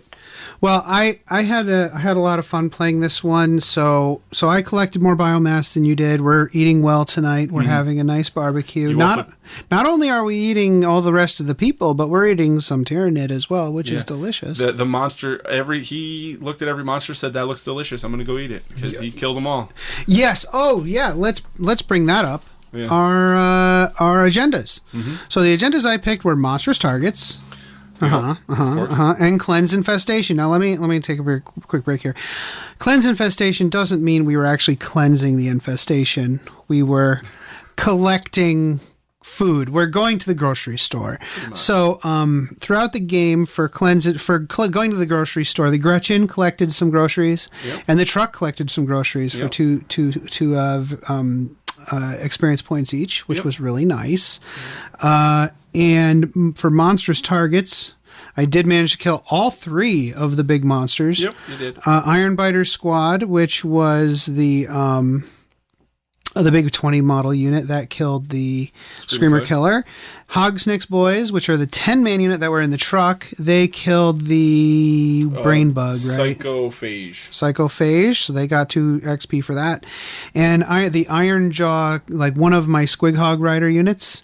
The one that was down to 1 very early. 1 model, yeah. And he definitely kill-stealed from my Warlord. Yep. And killed the shooting... Malicep. Yeah, pretty good shooting attack on that guy. Yeah, that thing... AP -3 one? Was that? No, -2. It was -2, but it's 3 damage. He wrecked me. He wrecked my units. The issue with him was that was that situation where it's like, oh, it doesn't work like AOS, so it's like, oh, I saved, the damage and then I have 1 wound sitting over, on that guy, and then it's that whole attack that I did just goes into that one guy. If they had the deadly wounds, see, I wish. The one problem with talking about this game so early on is we don't have. Well, at least I don't have all that stuff memorized. The devastating wounds, you mean? Yeah, the one where it turns into mortals. Yeah. So the damage would spill over because it's mortal wounds. Yeah. So it's something to think about with that one. Or if maybe in the future they'll do like a stratagem that lets you swap which one you have at any given time for a specific unit. Regrettably, there's no way to get devastating wounds on any Tyranid abilities. Oh, no. No way to give it to them. Oh, okay. Not unless there's some model that I haven't looked at yet. But you should definitely look at the weapon upgrades if you upgrade your character. Can you imagine upgrading that gun to give it devastating wounds? He's not a character. It's just a monster. It doesn't matter. You can put it on. You can do it. You can do it for basically. This is the first time I've done Crusade with the Tyranids. Before I did Space Marines. So. Yeah, weapon upgrades. Let's just double check here because I'm pretty sure you can give a weapon upgrade to literally any unit, which makes it a lot of fun. Unfortunately, they have all of the abilities strung out between 2 different sections of the book, so you kind of have to deal with him flipping pages. Listen, I am not using a delaying tactic, so nobody has to edit this by talking while I'm flipping pages. You should just make it so you can hear the papers flipping more. How dare you make that terrible assumption about me as a person? I feel like you're judging me right now, and I don't really appreciate that. Weapon modification. Oddly, I just finished what I was talking about. Perfect timing. At exactly the time that I found the weapon modifications. Any unit. And brutal armor penetration, damage, attacks, precision. No. Yeah, no, it doesn't. Can you imagine putting precision on it? That would be mean. Especially with your pain boy just being like, bye, pain boy. Okay, so let's see. Oh, what agendas did you take? I took the, I think it was Purge the Swarm. Mm-hmm. Hold on, go to the page. Oh my goodness! I really like these. I really like these agendas. The agendas in here really fit the the Tyranids versus everybody else kind of situation, and I feel like it really made for an extremely narrative and fun game for us to play. That's right. True. Yes, it was I did not feel like any of the choices that I made for agendas was bad, and I feel like I'm always going to take Hunt for Monsters. Even I know one of the ones that I took was a specific one for Tyranids because it's them trying to infest the board, and so the way that it works is once we find the name of it, I'll tell you. But the if you have more units in a table quarter than your opponent, one of the units that in that table quarter gets +2 experience. Mm-hmm. I think I was able to be in 3 of the 4. Swarm the Planet. Yeah, Swarm the Planet is the first one that I got, and then the second one is that one right there. Eradicate the Swarm. Eradicate the Swarm, because you had bigger units than me. Yeah. 6 I had or more bigger models. monsters, but yeah. Yeah. As for the marked for greatness, I marked your leapers because they made me so angry. They have fights first. So in this game, each step of it, like the fights first step, it's the player whose turn it isn't who gets to go first. So if your opponent has fights first on anything, they get to go first. They get to go before you. Which is kind of scary, although Van Ryan's Leapers aren't that scary. It just makes it so, like, charging into them with somebody who isn't, like, great example, like when you charge them with the kill rig, you didn't have to worry about the kill rig dying. No, that's true. They weren't going to do anything. But if I had to charge it with any infantry, they might do some, because they have 6 attacks apiece. Yeah, -1 rend, 1 damage. Nasty. Yeah, they can be. Nasty. Against orcs, they're not so nasty because they're only strength 5. But yeah, the toughness is pretty good.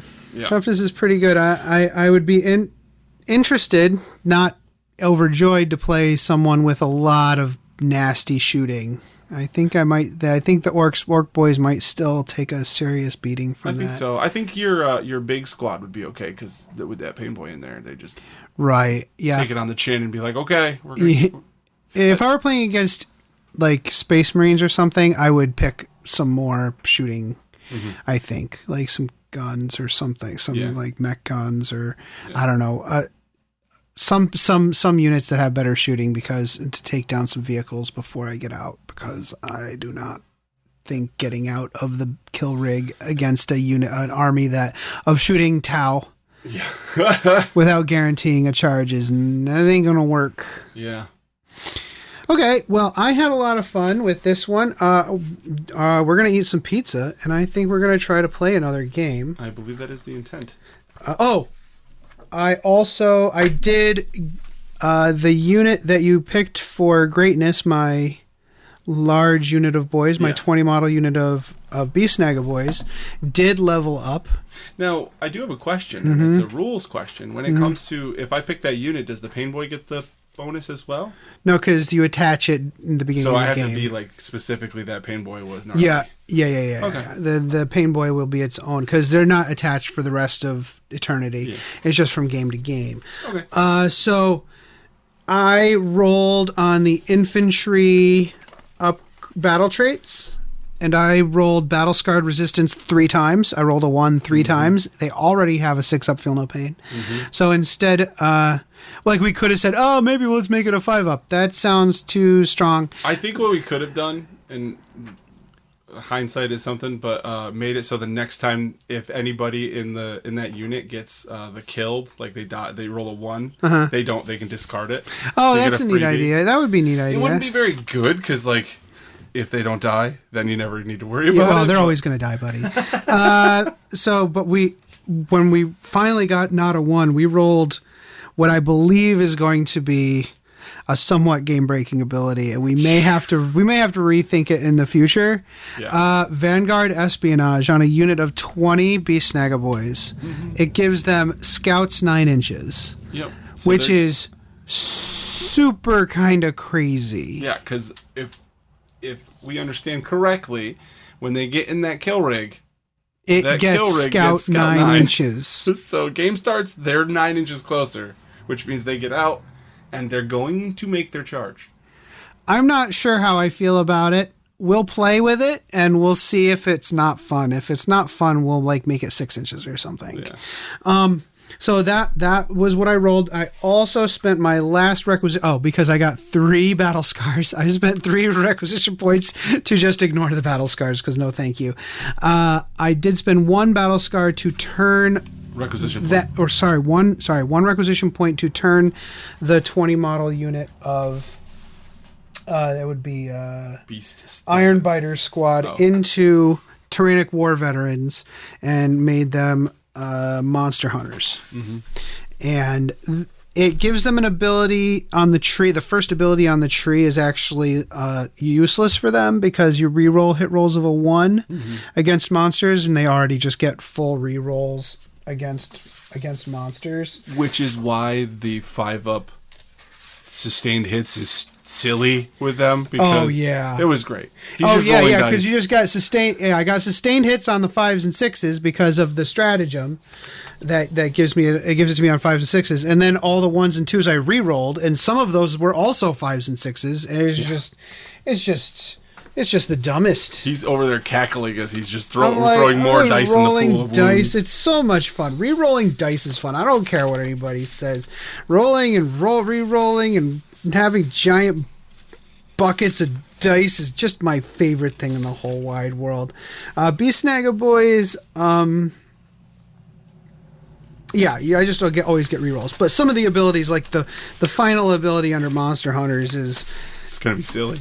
You get all your weapons get Monster Hunter, Anti-Monster 4 and Anti-Vehicle 4. That's just ridiculous. Yeah. That'd be pretty. That's gonna be with the Choppas. Yeah, Choppas wounded on 4s on a against a toughness 11 monster. Yeah, that's just dumb. So we'll just do that. We're gonna eat you alive. There you go. You got a battle scar, but you kept it. I did. So my battle scar. Can I read my own handwriting? It was permanent damage. So it means that I get a -1 to my move, or is it run and charge? Pretty much, he's at -1 to his movement.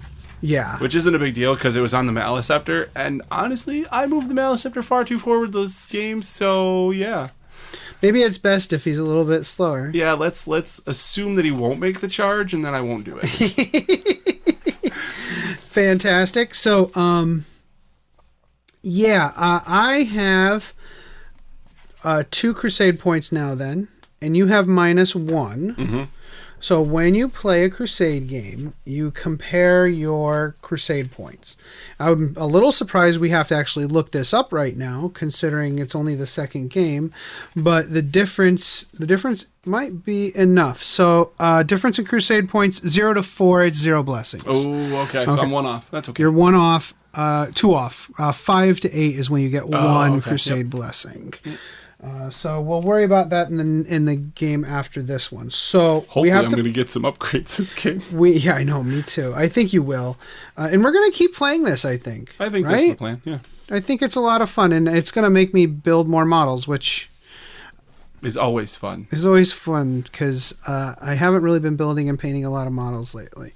So we've got to pick a mission, and I think I'll pick this mission since I won the last game. We won't always do that, but I think that's only fair. I like the idea of going to Spawning Ground. Okay, so you're going to because I'm going to be looking. I'm going to be the attacker. I'm going to be looking for more monsters. The juiciest meats. The juiciest meats. Either some. I'm going to bring the pain boss because I'm going to be looking for more like Tyrannid bioparts to make more squig hogs out of. So. Do we want to make him not... So, just so you guys understand, when we were talking about this Crusade, my original thought was the orc boss, whoever he ends up being, is actually the guy from Jurassic Park that says clever girl. And that was my entire idea. Behind, all the orcs are just that guy. Yeah. But now I'm starting to think it should be you're just a chef. You're an orc chef. Yes. Trying to find the juiciest meats. I think this is a really good idea, and we're trying to ship all the Tyranids off planet to sell to other orc clans as like premium meat. Yeah, like James Beard award winning orc buffets. I'm down with this. I'm here for this. I love it. It's all about the teeth. It is all about the teeth. So what I think I might do is I actually have an orc chef character. He's a Big Mac usually. Nice. He's a big fat like troll. Nice. An ogrin. Okay. Or an ogre Maw Tribes guy. Okay. That I made into a chef. Nice. So why don't I do this? For this, I will take this 200 extra supply limit. Mm-hmm. I will add the chef because he has to be there. Mm-hmm. So I'll add this Big Mac. I think you have to either be a Big Mac in Mega Armor or a Big Mac with Custom Force Field or Big Mac with Shock Attack Gun.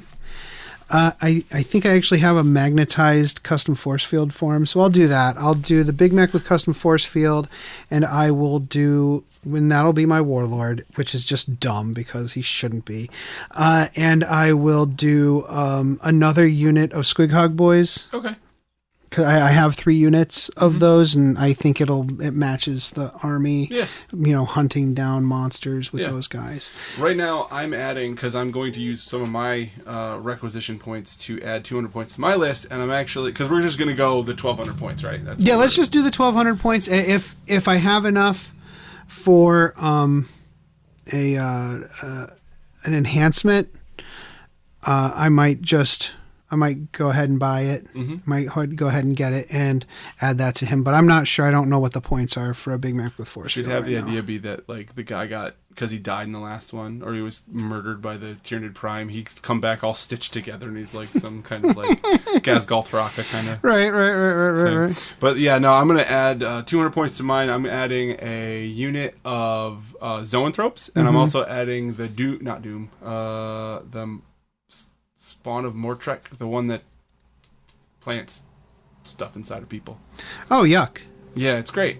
Yuck. Sounds gross. I don't like that. All right, so thanks again, Kendrick. We're going to take a quick break, and we're going to come back, and we'll talk about that second game. For you guys, there'll be no time at all. That's true. Welcome back. So we've just played our second game. Yep. It was bonkers. It was a bonkers game. Mm-hmm. So essentially, the way this game was laid out, it is kind of a opposite triangle corner deployment. Vanguard. Like a Vanguard. And on your side, there were 3 objectives in no man's land, really close to your objective, really close to your deployment zone, and I was supposed to go take them. I had the first turn, and every turn you controlled an objective, it ticked up one spawning level. Yep. And every turn I held it ticked down 1 spawning level. And this is game turn, player turn, not battle round. Yeah. So, and if 2 of them got to 6 tick markers, you would game ended immediately. Game ends and you win. If only one of them was if none of them ticked up to 6, I win at the end of the game, and if one of them ticked up to 6, it would be a tie. So you did this stupid thing where you put all your infantry in front of your monsters, and that was very frustrating to me. Yeah, that's because this way you didn't kill them turn 1, which you tried. It's really stupid. I don't like that. Turn 2, you definitely got close. Yeah. So that was really good. So what we did was we put some hills behind, kind of like you could coming down the mountain at me, and there were some old human ruins in between that we used. And Adam was coming out of the woods. I was coming out of the woods, yeah. And so it turned. So before we started, at the end of the last one, we said, maybe I'll add a Big Mac to be my chef. Yep. We just decided, hey, why not make the pain boss the chef? Mm-hmm. And I just got my chef model, and he had his little plate bearer in front of him. He's super cute. So that'll be my warlord from now on, is just the pain boss. And the idea chef. pain bosses trying to cut the most choice meats from the Tyranids. Yeah, that's right. Kind of like the new biologist. Biologus. Yeah, from the Space Marines who like knows everything about the Tyranids. Yeah, kind of like that, except we're useful. And we can do feel no pain. So hey, him in a unit of aggressors is disgusting. Yeah, sounds however, pretty him gross. in the box is useless. So that's really cool. What did you think? What did you think about how your army performed this time? I mean, first off, I didn't change the army like I said. Because I originally was saying I was going to that's right. Zoanthropes, and I was going to put in warriors. Well, number one, warriors are too expensive because they're almost 200 points for themselves. Oh yeah, which is like okay, and then Zoanthropes are 90, but a Horospex and a Lictor. Horospex is 125 and a Lictor 75. So yeah, that's pretty close to 200. You know, that maybe is. So yeah, I ended up doing that, adding the Horospex because I feel like he got a really neat set of rules this time, and he's scary as all get out. And then the Lictor's just fun. I'm a huge fan of Lictors, and the fact that like Death Leaper's coming, I'm definitely going to lean towards that. More like the Lictor side of the Vanguard monsters than like the Broodlord Genestealer side, although they got a lot better in this codex. But I feel like my army performed pretty well. I felt like, and you decided that the Barb Gaunts deserved the Marked for Greatness this time. Oh yeah, so let's talk about this game, dude. Like those guys kill. Oh, also so instead of taking a big mech, I decided to take one. Like I was saying, one more unit of Squig Hog Riders. And then I had exactly 90 points left after that. So I said, well, who doesn't need 20 more Gretchen? Yeah. So I took 20 Gretchen, and that was really cool. So I noticed the difference not having those Gretchen generating the CP. Yeah, it was rough for you. Yeah, I really love having that CP generation. So, because the objectives were all the way on the other side of the battlefield, and then you slowed down my Gretchen with your Barb Gaunts. That was brutal. I just kept calling them Barbaras. It's just easier to remember. That slowing is frustrating. It actually it stopped a charge from happening later in the game. Like, it is obnoxious. Yep. It is obnoxious. So, you were able to spawn a creature from below in the center objective. But what's funny is I picked the agenda. The agendas I picked were kind of all over the place, but it's fine. It's fine. The agendas I picked were the monstrous targets again. I don't think I'm ever not going to pick monstrous targets unless we play more boarding actions. Yeah. And I also picked critical objectives because I think I was going for, this objective has some sweetmeats in it. And it turned out what you do is your opponent picks two. And then at the end of the game, you decide which of those two is the peak objective, and anybody who's near it gets 2 XP. Yep. Well, at the end, my Hunter rig was standing right over the one that had 8 spawn markers on it. Which apparently was the choicest meats. Exactly! It worked out perfectly from a narrative perspective, right?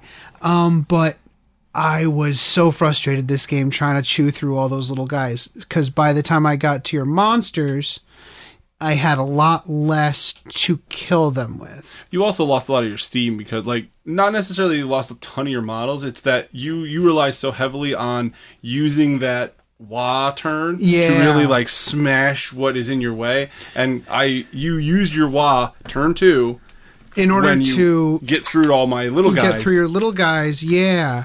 And it does good at getting through little guys. And, you shredded the crap out of them. And one of the most important things about that WA is also the 5-up invulnerable, where that saved you. It did. It really did. So I don't think I did anything wrong, really. It just didn't turn out great. Well, I almost feel like you could have baited me a little bit more if you had just like instead of full on charging me that turn, is just move up, stay in all your trucks, and just get on the objective and go. Hey, you have to come out now. Yeah, hide, get some cover saves, make you come forward, and then charge you when you're on the objective and steal the objective at that point.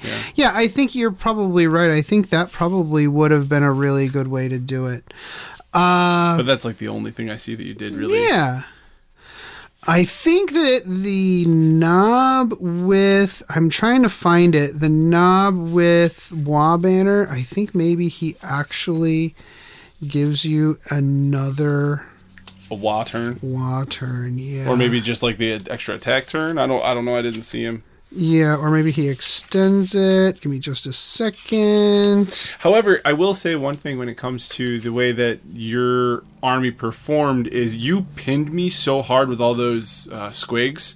Like, pretty much the way the objectives were done is it's not quite Vanguard, but it's pretty close. So what it is it's center line of the map up to your own table corner. And that's like the triangle that you're deploying in. And then the objectives that we're trying to grab are 3 inches outside of that is the first one. And then the next one is 6. And then the other one is also 6. So it's not far away from me. Like, it's really on my side of the table. Right. You pinned me at them. Like, I never made it any farther than those objectives. Right. So that means I was able to move in with models and start contesting. Contesting that flank objective, you know who did it? It was the remains of that 20 Gretchen squad. They're the ones who stopped that left objective from ticking up to a 6, and we had a tie game. Super fun. Yeah, the knob with Wa Banner makes a Wa turn for 1 unit. The unit it's in, which would be great in that giant 20-man unit of boys. Yeah. So what else did I want to say about this game? I other than that, I think everything we said previously still stands. The reduction in AP has made the game a lot more fun. Your monsters lived longer. My models lived longer. My knobs, the Squig Riders with their 4-up armor and 5-up feel no pain. They have been able to live pretty well. I feel like right now.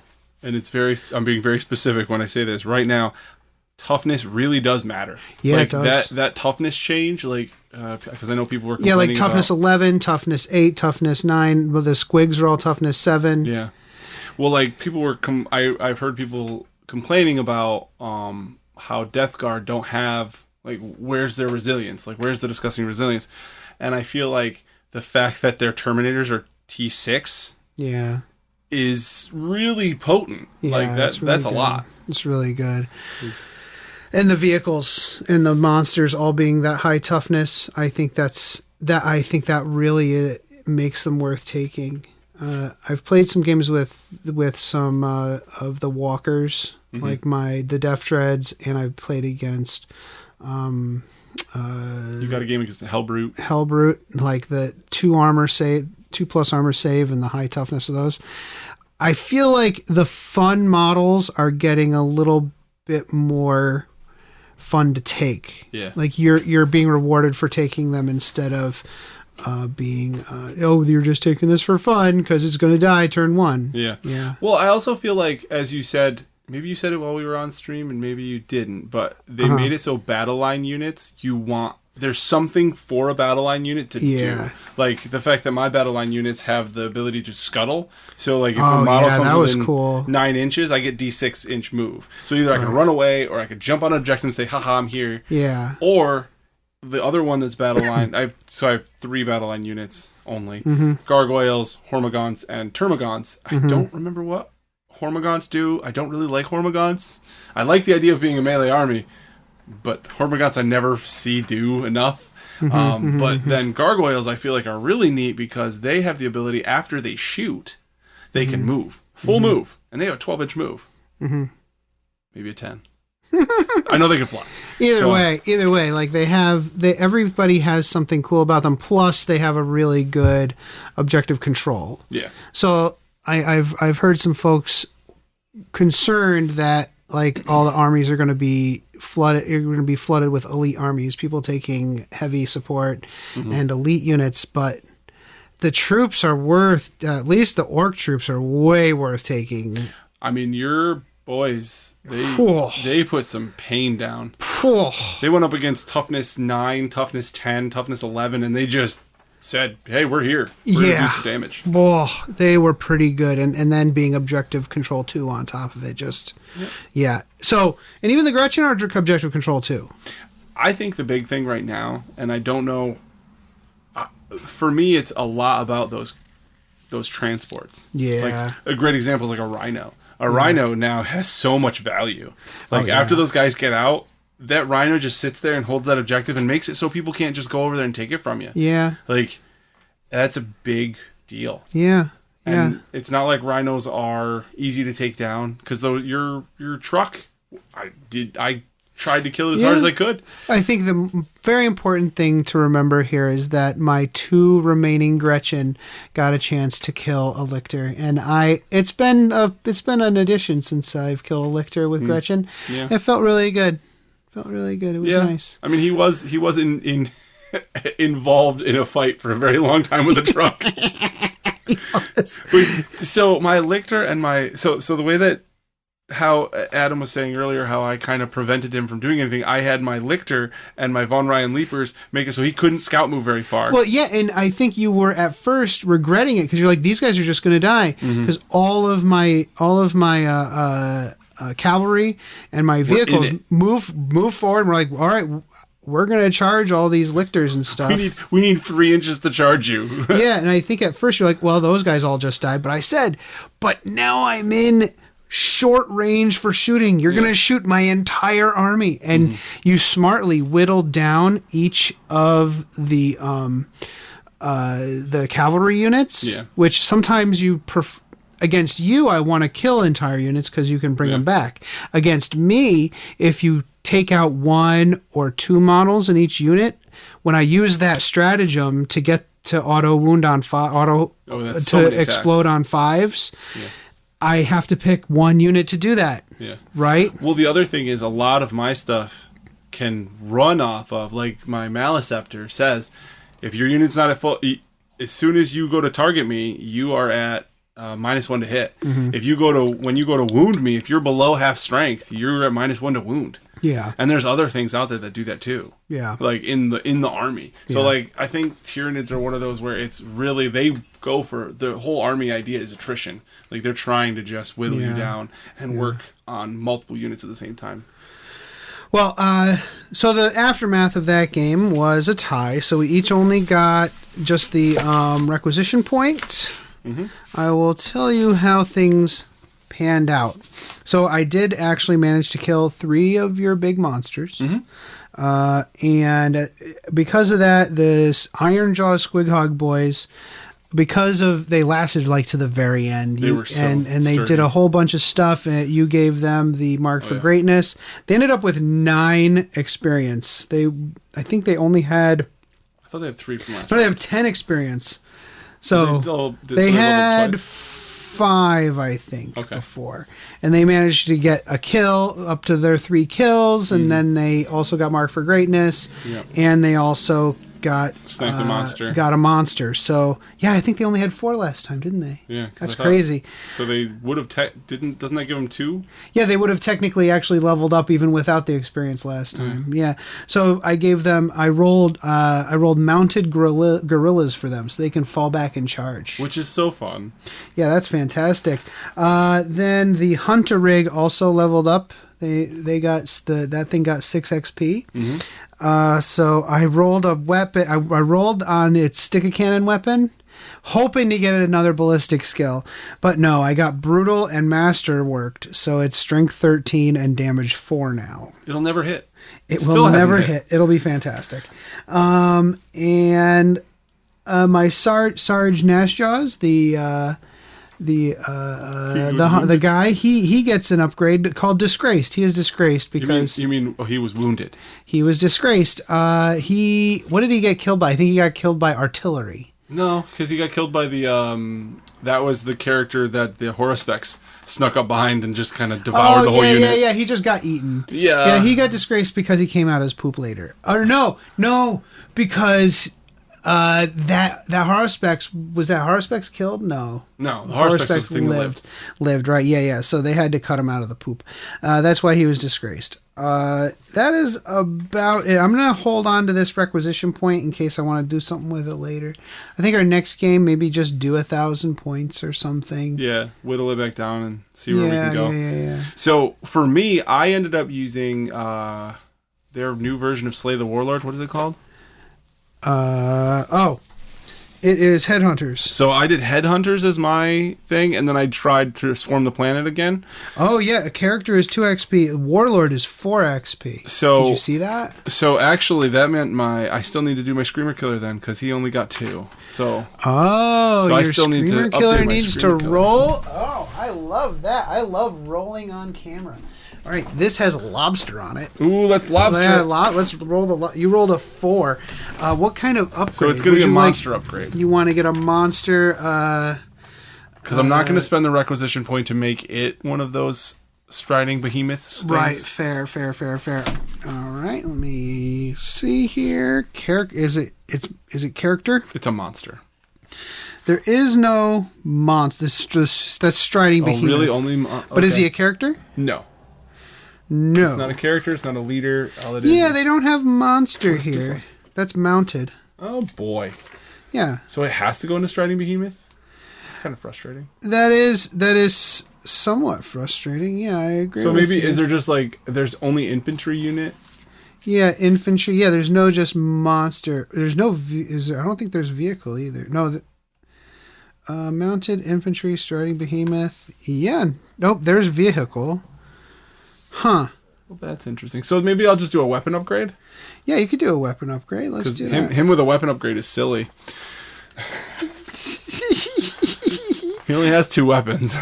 Yeah. Go ahead. Roll again, though. Because you get... that's one thing we forgot we didn't realize... Wow. I missed the table. It doesn't count. You missed the table. Yes. Floor dice never count. It's under your wheel. It's under my wheel. Oh. So one thing we didn't realize last time is that when you do a weapon modification, you roll 2 dice. You have to roll again because you rolled a 4 again. 5. All right. Okay. So I guess people weren't taking weapon modifications because it only counts towards 1 weapon. Yeah. Right? So you roll 2 dice and you apply both upgrades to the single to that weapon. Yes. Yep. So what weapon is it? I'm going to use the Maw, the thing that shoots. It's shooting attack. The Scream. The Scream. Got it. So it is masterworked, so it's +1 damage. That's great. And it's an heirloom for whatever reason. What does that mean? +1 attack. That's really good for So it's now D6 +4. Oh my gosh. 2 damage apiece. At -1. Oh man! Yeah. And it causes you, if I wound you, to take a battle shock immediately. Yeah, this is going off the rails real quick. I think the agendas are giving way more XP. Oh yeah. Well, I think that it's a combination of they want people to upgrade because I feel like when you lost before, you really didn't upgrade. Mm-hmm. Because if you didn't win the game, you really didn't get much experience. No, I think that's smart. So now for my game, what ended up happening for me, so apparently I had 4 people upgrade. I had nobody take any wounds this time. Yep. So the Haruspex upgraded, brand new unit. He killed the boss on the squig. So he got 2 there, and then he got he killed 3 units. So he got 1 there. He got 1 for the just playing. What was the last experience? He got 1 more experience or something. Oh, so he got 2 more experience for the Swarm the Planet. I got 2 experience for Swarm the Planet. Oh, okay. So because of that, he ended up getting a weapon upgrade. But I also spent the RP that I got for this for succeeding for playing the round and making him into a striding behemoth. So he is my striding behemoth. But what I ended up doing was I gave his the 14 attacks that he has. The ability for +1 damage, so that's 3 damage apiece, and it makes it so it has precision. So I can on 14 attacks, I can be like, hey, that character, is just gobble, just eating. I love that. That's so much fun. Then because I'm trying to separate it out and do a couple different of trees, the Barbgons, I ended up doing a unit upgrade, and I made them your MVP. Yeah. Yep. So they got enough to. They're actually at 6, 7. They XP legitimately stopped me from winning the game. Yeah. So they ended up getting an upgrade, and their upgrade is the scout move. So at the beginning of the game, I can be like, oh, they're going to move 9 inches, which is 3 more inches than the regular, or 4 more inches than the regular movement. So it's like, right. And the best part is it's before you go, so it doesn't count as them moving. And so anybody who doesn't know, most people probably know by now, but Barb Gaunts, the way that they work is they get D6 attacks, but they're heavy. Yeah. And all they have to do is hit, and that's when they apply their minuses to move. Yeah. Yeah. But they get D6 attacks, and they're blast. So if they target a big unit, and you can just, here's one guy fires over there, one guy fires over there, And then half the army is -2 movement. Yeah, which is so... And the scout move will help them get into terrain a little bit better. Or hide. It's like, oh god, there's so many shooting, and I didn't get turn 1. So you basically have a bunch of different redeploys. Yeah, I now have 4 redeploys in a turn. Well, I had a lot of fun playing games with you today on Father's Day, Kendrick. Yes, Happy Father's Day. Yes, happy Father's Day to you. Is your second Father's Day, right? This is technically my second Father's Day. Yeah, because he was a little baby dude. Yeah, he was just still a potato. He was a poop shooting potato. Yeah. Now he's to the point where he's repeating words you say. So we're being more selective. Well, we were playing a game today, and Quinn was helping us. He had to get his own building, and he had his own dice. He had a quirk dice that you lent him, and it has a Q I'll on leave it. them there for you. Quinn will have his own Q dice. Oh, that's fantastic. And I go, no, S-bomb. And he goes, don't say that. I'm like, sorry, Quinn. Oh, shoot. He goes, you're not supposed to say that either. Which was adorable. Biscuits. There you go. Oh, look at all of my waveforms going up into the stratosphere. I sure hope that's not a problem. You're welcome, Jason. Well, everybody, we're going to be right back after these messages. Bye.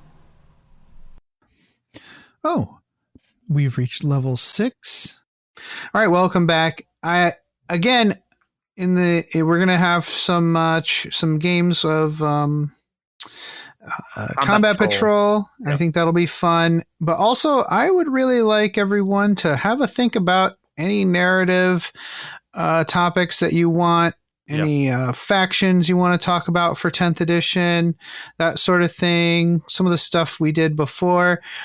We haven't heard one word from the community team lately, so who knows? We might be getting might be flushing this toilet. I don't know.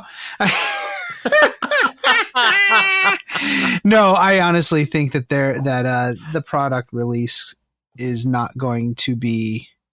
We're going to have a little bit of a pause here while people digest the new rules. So there's room for some narrative topics. If you want to hear about it, come on to the Discord. Tell us what you want to hear, because we probably should talk. I should try to get some notes about the Leviathan narrative. Yeah, that'd be a good idea.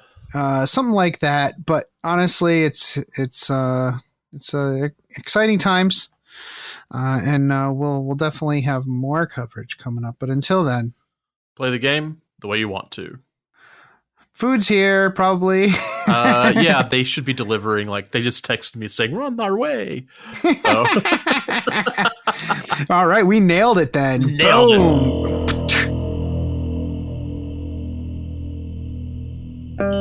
We'd love it if you could give us a positive rating and review on iTunes. If you'd like to keep in contact with us, you can follow us on Facebook or Twitter by searching for Masters of the Forge. And you can follow our hobby progress on Instagram with the hashtag Masters of the Forge. If you'd like to engage with us directly, you can always join our Discord server. To do so, or if you have any questions, topic suggestions, or if you'd like to advertise your creative hobby endeavor, contact us at mastersoftheforge@gmail.com. Please consider supporting us on Patreon at patreon.com/mastersoftheforge. Thanks.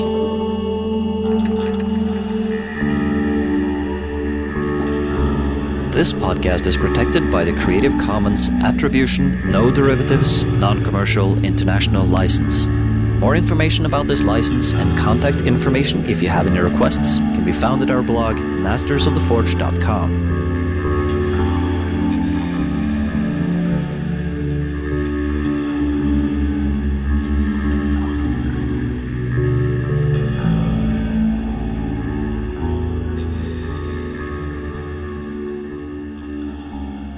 It's such a good feeling to play games your way. It's such a happy feeling 40K'ing away.